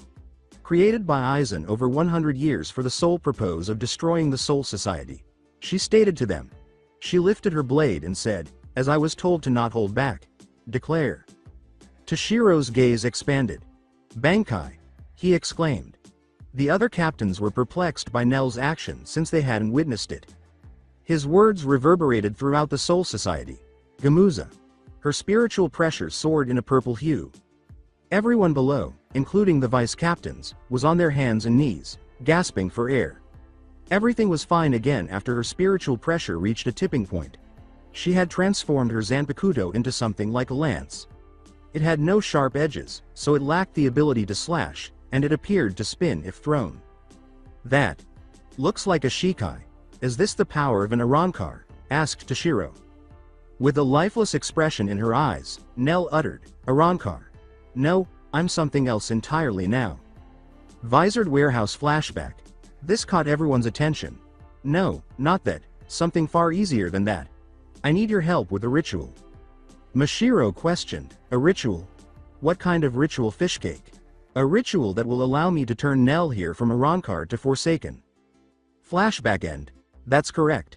With the assistance of the V-Isorids, I performed a ritual on Nell prior to our arrival. Previously, defeating and killing Nell would have required 2 captains operating at maximum capacity. Especially since the Soul Society hasn't fought well in a long time. But I was aware that it wouldn't have been sufficient to take on Aizen, Jin Tosen, or the Espada, who were ranked 0A3. The procedure was straightforward. I granted her a small portion of my power to turn her into a Forsaken. Even so, her lance has grown extremely strong. Naruto thought, she won't be able to use her released form for a while. Naruto observed her simply avoiding the attacks of the 4 captains. Not one came near her. However, she is much more powerful than any one Espada or captain could be. Nell escaped another of the captain's attacks. When Toshiro said, "It's time," his blood froze. Nell threw her lance at Soy. Fawn and exclaimed, "Lanzador Verde." Toshiro shouted, "Dodge it, Captain Soi. FON, fully aware of the potential consequences of that attack." Taking that advice to heart, Soy. Fawn avoided the assault. Now that their adversary was unarmed, she grinned. With a start, Komamura exclaimed, "Soy. Fawn, it's coming from behind you." When Soy. Fawn turned to look behind her, she saw that it was indeed approaching her once more. She had no time for anything else, so she spun to avoid it. It did, however, manage to scrape her side, causing her to bleed. But now it was hurrying toward Nell. Soy. Fawn grinned. However, that smirk vanished when Nell raised her right hand, causing her lance to stop in midair but continue spinning. To make up for Gamuza's lack of ability to stab, Gamuza is thrown and spins so it can do maximum damage. However, then that begs the question, what do I do if my opponent managed to dodge my attack? The answer was simple. Control. Control my lance as it is in the air, allowing me to continue my attack. She fired her lance once more, this time at Toshiro responded. The lance's speed took Toshiro by surprise. He barely avoided it by an inch, but he kept his gaze fixed on it. Nell remarked behind him, "That's a mistake you can't make when facing Aizen." There was a big cut on Toshiro's back. He stumbled a bit and his back began to bleed. Nell had blood on his left hand. "Bankai!" exclaimed Komamura, observing Toshiro's ice being sliced through as if it weren't there. Behind him, Komamura's Bankai giant came into being. Nell appeared to form behind him as well. "I've heard of your Bankai." With a flick of her wrist, Nell's lance leapt toward the giant, saying, "It gives you great strength and durability." However, all Komamura could do was lift his blade to block Nell's lance. However, the spin and the power it had accumulated allowed it to pierce through his giant's body armor and blade, creating a tiny puncture in Komamura. From behind Komamura, Nell gestured. "Bala. The fox." Like Soul Reaper Captain was pierced by the tiny bullet. Like Sero, causing the captain to suffer yet another wound. Then Nell appeared beside Soy. Fawn as she prepared another Bala using Echo Flash. Only to have Soy. Fawn hit Nell squarely in the chest with her Shikai. She then hit the same spot after drawing her hand back for another. She grinned. When she realized what she had done, her smirk vanished. Nell asked, "What? Soy?" Fawn froze at that. "You think that could kill me?" In a battle between Soul Reapers, Arankar, Hollows, Visoradon Forsaken, he or she that has the most spiritual energy will overpower any spiritual-based attack. Even yours. Nell returned the favor to Soy. Fawn. As a Forsaken, I'll have more power and spiritual energy than any Soul Reaper captain other than the head captain. I've ascended to the rank of Nobel Forsaken. One rank below Naruto as he is the Majesty Forsaken. She told anyone who would listen. Busha Goma. When Nell turned to look behind her, he saw that Shunsui's ability had trapped her. Shunsui remarked, "Well, that will keep you entrapped for a bit." Nell shouted, "Lanzador Verde!" From the wind vortex. The barrier enclosing her was destroyed by Nell's lance, which returned to her side. With a voice that sounded dead, she said, "You'll need to do better than that." "Oh. Do I? You seem to forget that this is A5. On point 1. Shunsui replied. "Although I don't like to fight pretty young women." As Nell lifted her lance to deflect a sword from Kenpachi, her eyes grew wide. Kenpachi was grinning and covered in blood. Kokuja Tengen Maya. A. Nell witnessed Komamura's giant's shadow slashing down at her with its sword. After kicking Kenpachi away, she used her lance to block the sword. Guncho Surara. Nell noticed Toshiro shooting at a dozen ice dragons from behind her. One after another, Nell dodged them with Echo Flash. "Ha ha ha, this is fun." Nell stopped Kenpachi's next blow. Then she turned to see Soy. Fawn running after her. Nell blocked Toshiro's sword and knocked Soy. Fawn out of the way. She said, "I thought you were done for." And then her eyes widened a little. "Oh. You must have used your Zanyo Ningyo." The next person to widen their eyes was Toshiro. "How?" he inquired. She pushed him away and said, "Naruto told me." As Kenpachi was about to swing his sword at her, she looked back at him. Before he could bring it down, she simply stabbed him in the stomach. She pulled out her lance and knocked the man down, asking, "Why do you insist on acting like a mindless beast? You claim to be a Soul Reaper, yet you act like a mindless hollow freshly born. You are nothing more than a hollow, playing as a Soul Reaper." He didn't appear to be getting up anytime soon after the crash on the ground. She looked over at Komamura. "You claim to be above hollows. So why scorn the Soul Society and its protectors?" she replied. "Protectors?" inquired Nell. "You're nothing more than a mercenary base camp. That place Central 46 orders you to do something and you do it. If they said Aizen was innocent, you'd either believe it or not contest it. You follow people who have no right to lead, as only those who fight have a right to lead others who fight alongside them," Nell stated to the captain. Komamura frowned. Nell said, "Corrupt. And power." Nell placed her left hand on the upper right corner of her head and said, "That is all that this place represents to me in Naruto." Nell put on her mask and said, "Allow me to show you the power I've gained." Instead of covering her face, it was her old centaur helmet. "Now come Soul Reapers." Nell's voice was hollow but laced with strength. Once more, Kenpachi ambushed her from behind. Nell merely blocked it by raising her lance. She screamed at the Juggernaut man, "Will you fall already? You're getting annoying." "Ah." As Komamura brought his giant's blade down on her, Nell glanced in front of her. She blocked that too, twisting her wrist. Captain Jashiro remarked, "Amazing." About Nell's ability to use one hand to simultaneously hold off two of the Soul Society's strongest captains. On her left, Nell could see Soy. Fawn preparing to strike with her Suzambaki. Nell simply used her free hand to grab her wrist. Soy. Fawn was taken aback. "Ah!" Nell exclaimed as she turned to see Toshiro leaping toward her from her right. He brought his blade up. With a "Arg!" Nell stepped on his stomach. As Shunsui attacked Nell as well, he said, "My turn." Nell glanced to her right behind her. After shifting Soy. Fawn, she stepped into Shunsui with her other foot. Not his stomach, though. OFH. His eyes went wide with excruciating pain. Every captain was vying for dominance with Nell, with the exception of Toshiro, who appeared to be about to throw up, and Shunsui, who appeared to be about to faint or cry, or possibly both. Nell exclaimed, "Sero shock! Wave!" and blew the captains away from her. In a 5. Pointed star formation. All of the captains were blown away from Nell. Her question was, is that all? How is she so strong? Nell noticed that all of the captains' eyes were wide with fear. What's scarier still? Is that Aizen is stronger than me? I dare not face him on point one as he would defeat me. Not because of his absolute hypnosis, no, because he's strong. She claimed that Aizen was stronger than her, but they were unable to get a good hit on her. She taunted them by saying, "Come and try to defeat me. Show me the power of the protectors of the Soul Society." Captain Toshiro told his fellow captains, "I have an idea. I just need you guys to hold her in one spot for a bit."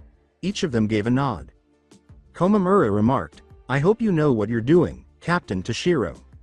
"So die, Captain Komamura." Kenpachi questioned, "Why does the brat get to have all the fun?" "Because, our strength is not enough to beat her, not yours, not mine, not Captain Shunsui or Captain Komamura." Soy. Fawn stated to Kenpachi. "Yeah, sure. Let's go Kokuja Tengen Maya, eh? Well, I guess if I must.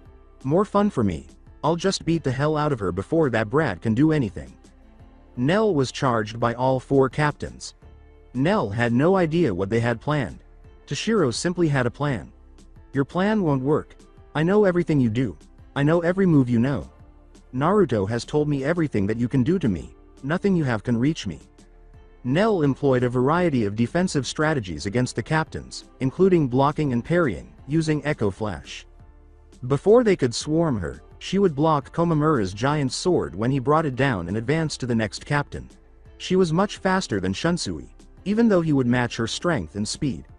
Soy. Fawn attempted to use hit dot and dot run strategies in a similar manner. However, she only ran because none of her hits were effective. Kenpachi.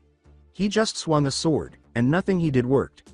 This little match needed to end. "Everyone back away." Toshiro yelled at Nell. She could see why, as she was surrounded by numerous water pillars. She lifted her lance into the air and said, "Not this again. Didn't you learn your lesson yet? I overpowered this while holding back. What makes you think?" Her lance developed an ice flower. She widened her eyes in shock. More ice flowers appeared on her, and Nell noticed that. "I don't know how, nor will I ask right now, but somehow Naruto knows all of our moves and abilities. So he knows how to counter all of them, then he told you. So I thought, what is it I can do that she doesn't already know? It would seem that you or Naruto can't read minds, otherwise you'd be able to counter this. If you knew all of my skills and can predict what I can do. So the only way to counter that is to be unpredictable. So I combined my 1,000-year ice prison and my frozen heaven 100 flower funeral." Nell was nearly completely covered from head to toe with ice flowers. He turned his blade slightly and said, "It's over." The pillars of water froze over and closed in. Nell was further imprisoned in the ultimate ice prison as the hundreds of ice flowers cascaded from the earth.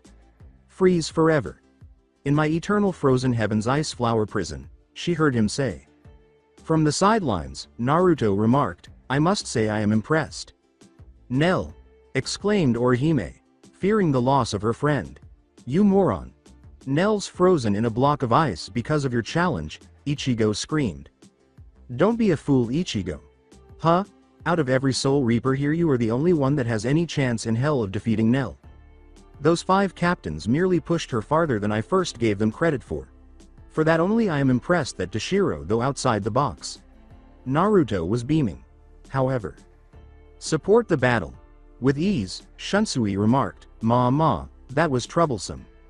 Kenpachi remarked a little dejectedly that the child had defeated the girl with the green hair. "Man, what a cheap way to win." Soy. Fawn stated, "In war, a win is a win. No matter the tactics." "Yes, but she was a worthy opponent." Toshiro was panting heavily. That required almost all of his abilities. Then a light glowed brightly from deep within the ice prison he had created. His words were imposable. There was a creak in the ice prison, fragments splintering and dropping to the floor. Kenpachi's smile returned as he said, "I knew that she wasn't done." Soy. Fawn watched in dismay. Was this, as she claimed, the true power of a Forsaken? For a moment, she had experienced Naruto's power, but she was only focused on Lady Yoruichi and facing her. "I've never thought you'd bring this out of me, Bankai. Not possible. How Oh yeah. I forgot to say that Nell also learned Bankai. Although she has no mastery of its power, she can still use its raw strength. Naruto replied. The prison made of flower ice was destroyed. Nell was there to take its place. Her weapon was significantly altered by her Bankai. There was a round shield with a fox's head on it and a spear in place of a throwing lance. The shield was large enough to cover her entire body, say except for her head and the area just below her knees. The tip of her roughly 6-foot long spear appeared to have some piercing and slashing power. The spear was 6 feet long, with a tip that was roughly a foot long. Her shield was sliver with black trim, and the spear was sliver in cover. Her mask was still on. She glanced at them and said, I never thought I'd have to use this. Once more, her power had grown. However, I will do what I must. But how? No one. Toshiro couldn't think of anything to say. What? Did you really think you could beat me with sheer numbers and power? Nell responded. How naive. No. My understanding of the word, power, is far different from yours. Far different from Aizen. Allow me to teach you. What I learn about power from Naruto. Nell appeared above Komamura. This is what I've learned, she exclaimed, carrying her spear high. Komamura cried out, Kokuja Tengen Maya, despite being shocked. When Nell lowered her spear, the impact was immediate. A deep cut that extends from the lower abdomen to the left shoulder. The attack was impeded by Komamura's left arm, which was also severed. Such a wound caused Komamura a great deal of pain. However, that would deter him. He launches a final attack. Ah! Nell used her shield to block it.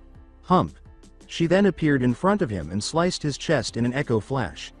He began to slowly descend to the ground as he felt his strength ebbing away. In a last-ditch effort to win, the other 4 captains charged at her. Nell knocked Soi Fan away with a shield bash. She then used her shield to block Shunsui's attack and her spear to stop Kenpachi's. It was a struggle for dominance. Then. Huh? Nell asked, startled by the blade that had appeared in her chest. It was Toshiro's property. He had arrived from behind. Over her shoulder, Toshiro declared, It's over, we've won. She paused and said, You've thought that twice now. Her voice, coming from far behind them, asked, Why should now be any different? Everyone turned to look at the source of the voice. It originated on the Execution Hills cliff. What the hell, guys? Ichigo's exposed bust stunned the 4 captains, until it was discovered that they had actually stabbed someone. Mo. Toshiro turned to face the person he had stabbed in the chest and said, Momo? Why you? Soi Fan let out an unusual outburst of anger. Why did you do it? Yelled Shunsui. You speak as if Aizen won't do the same thing, replied Nell. Shunsui's eyes then widened as he turned to face the audience. His eyes grew wide once more. Toshiro dropped Momo's barely alive body onto the tallest building. His face was still covered in blood. She called him by his previous nickname, Shiro. Toshiro was still trying to understand what he had done when he asked, Why? His brain finally understood what he had done, and he was on the edge of tears. But rather than tears. Play Stand Up Be Strong, Part 1, the best battle song ever. Toshiro cried in agony, pain, and hatred. Nell merely observed. It came to Shunsui too late. Captain Toshiro, wait. Toshiro shouted, Ah, as he charged straight for Nell, damning everything else. You're such a child, she said softly. Slash. Toshiro was stopped with a huge, forceful slash and echo flash. Next to charge was Soi Fan, who attempted to stab Nell with her Suzambaki. Slash. After one slash. Soi Fan is bleeding from her back after falling. Nell was standing behind her, her shield relaxed into her left, her green hair blowing in the wind, and her spear out and stretched to her right. Shunsui and Kenpachi attempted to tag team her from behind one final time. Shunsui to her left, and Kenpachi above and to her right. Nell quickly turned around and used her shield to deflect Kenpachi's blade, which he had brought down first. Kenpachi was flung from her by the force. Soon after, Shunsui attacked her neck. But not fast enough, as Nell dodged with echo flash. Slash slash. She used 2 spear slashes, one to breach Shunsui's defenses and the other to attack him. He fell, too. Kenpachi made one final attempt. He would give this final assault everything he had. However, Nell was confusing Kenpachi with Echo Flash. She moved too quickly for him to follow, so he was unable to determine her location. Slash. Then he lost as well. All of the Soul Reapers who had been watching the battle looked on in wonder and terror at Nell's strength. Kenpachi was completely defeated, and for the first time his smile vanished. Soy. Fawn's expression was one of incredulity. She was unable to accept that she had lost without harming Nell. Shunsui's eyes and face were dull with defeat. Toshiro was completely stunned. No way. With his body stripped of strength, he looked as far behind him as he could. He was missing his left arm and a portion of his left leg. Slowly, the four captains collapsed to the ground. They were defeated and bleeding from the injuries Nell had caused them. To her left, her shield was at rest. The blood of her vanquished enemies was still mingling with the tip of her spear as it extended to her lower right. In triumph and triumph, her long green hair blew in the wind. She smirked malevolently. End. Stand Up Be Strong, Part 1, the greatest battle music ever. Time skip. Next day, Retsu worked quickly. Although the injuries were severe, they were not factual in any way. Toshiro bears the brunt of it. Orihime's assistance and her peculiar healing ability were very beneficial. Nell's victory over the 5 Soul Reaper captains demonstrated Naruto's point. Nell had defeated 5 extremely strong captains and was completely unhurt. Few people are able to say that. Her hand hurting after slapping Naruto on the cheek was the worst thing that happened to her. His skin was as hard as steel. However, none of them will pass away or be unable to carry out their captaincy. Nell's altered behavior caught Retsu's attention. She was cold, cruel, and, for want of a better term, heartless when Naruto told her not to hold back, but after she had stopped fighting, she had returned to her benevolent self. Even assisting her in healing the captains she defeated with Orihime. The room of Toshiro awoke Toshiro. He experienced pain in his left arm and leg when he attempted to sit up. His leg and arm were in a cast when he took off the covers. Good to see that you're awake. Heading toward the door, Toshiro snapped.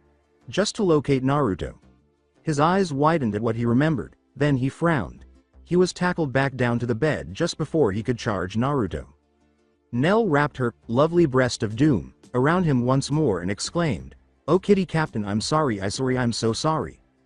Toshiro initially flushed. Then, from a lack of air, was beginning to die.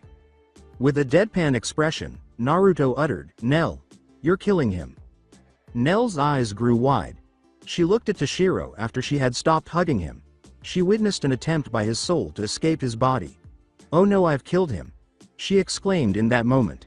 She pushed Toshiro's soul back into his mouth and exclaimed, "Get back in there, Kitty Captain's soul." Kitty Captain still owns Nell and friends a shopping spree. He was not going to die to escape the shopping he had promised. It would be too forgiving. Naruto chuckled a little. He laughed, "Well, I see that. The Kitty Captain is in good hands." Toshiro screamed in terror, "Wait Naruto. Don't leave me here with her."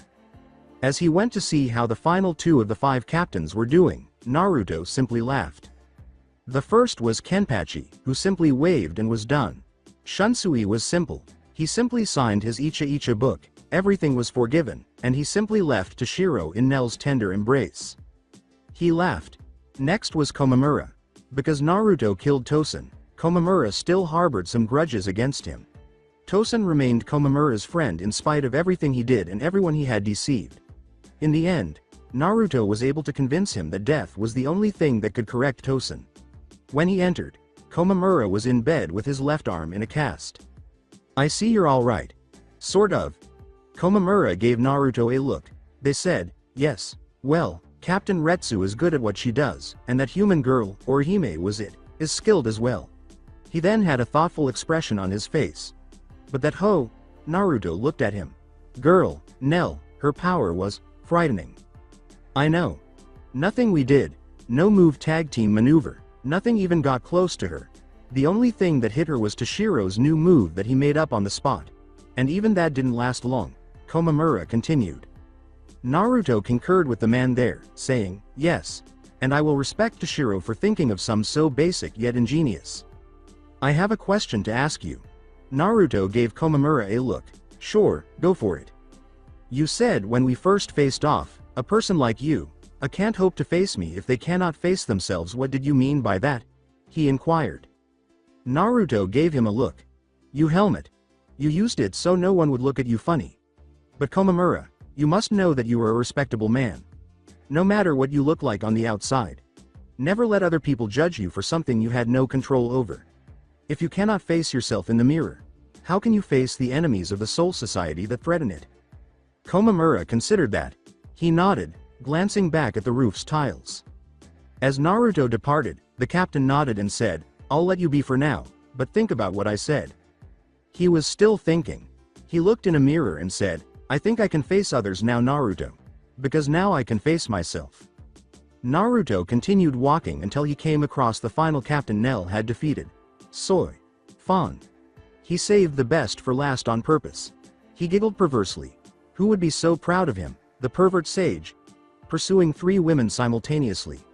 Well, 5 if you count Tia and Lisa. Lisa was a go.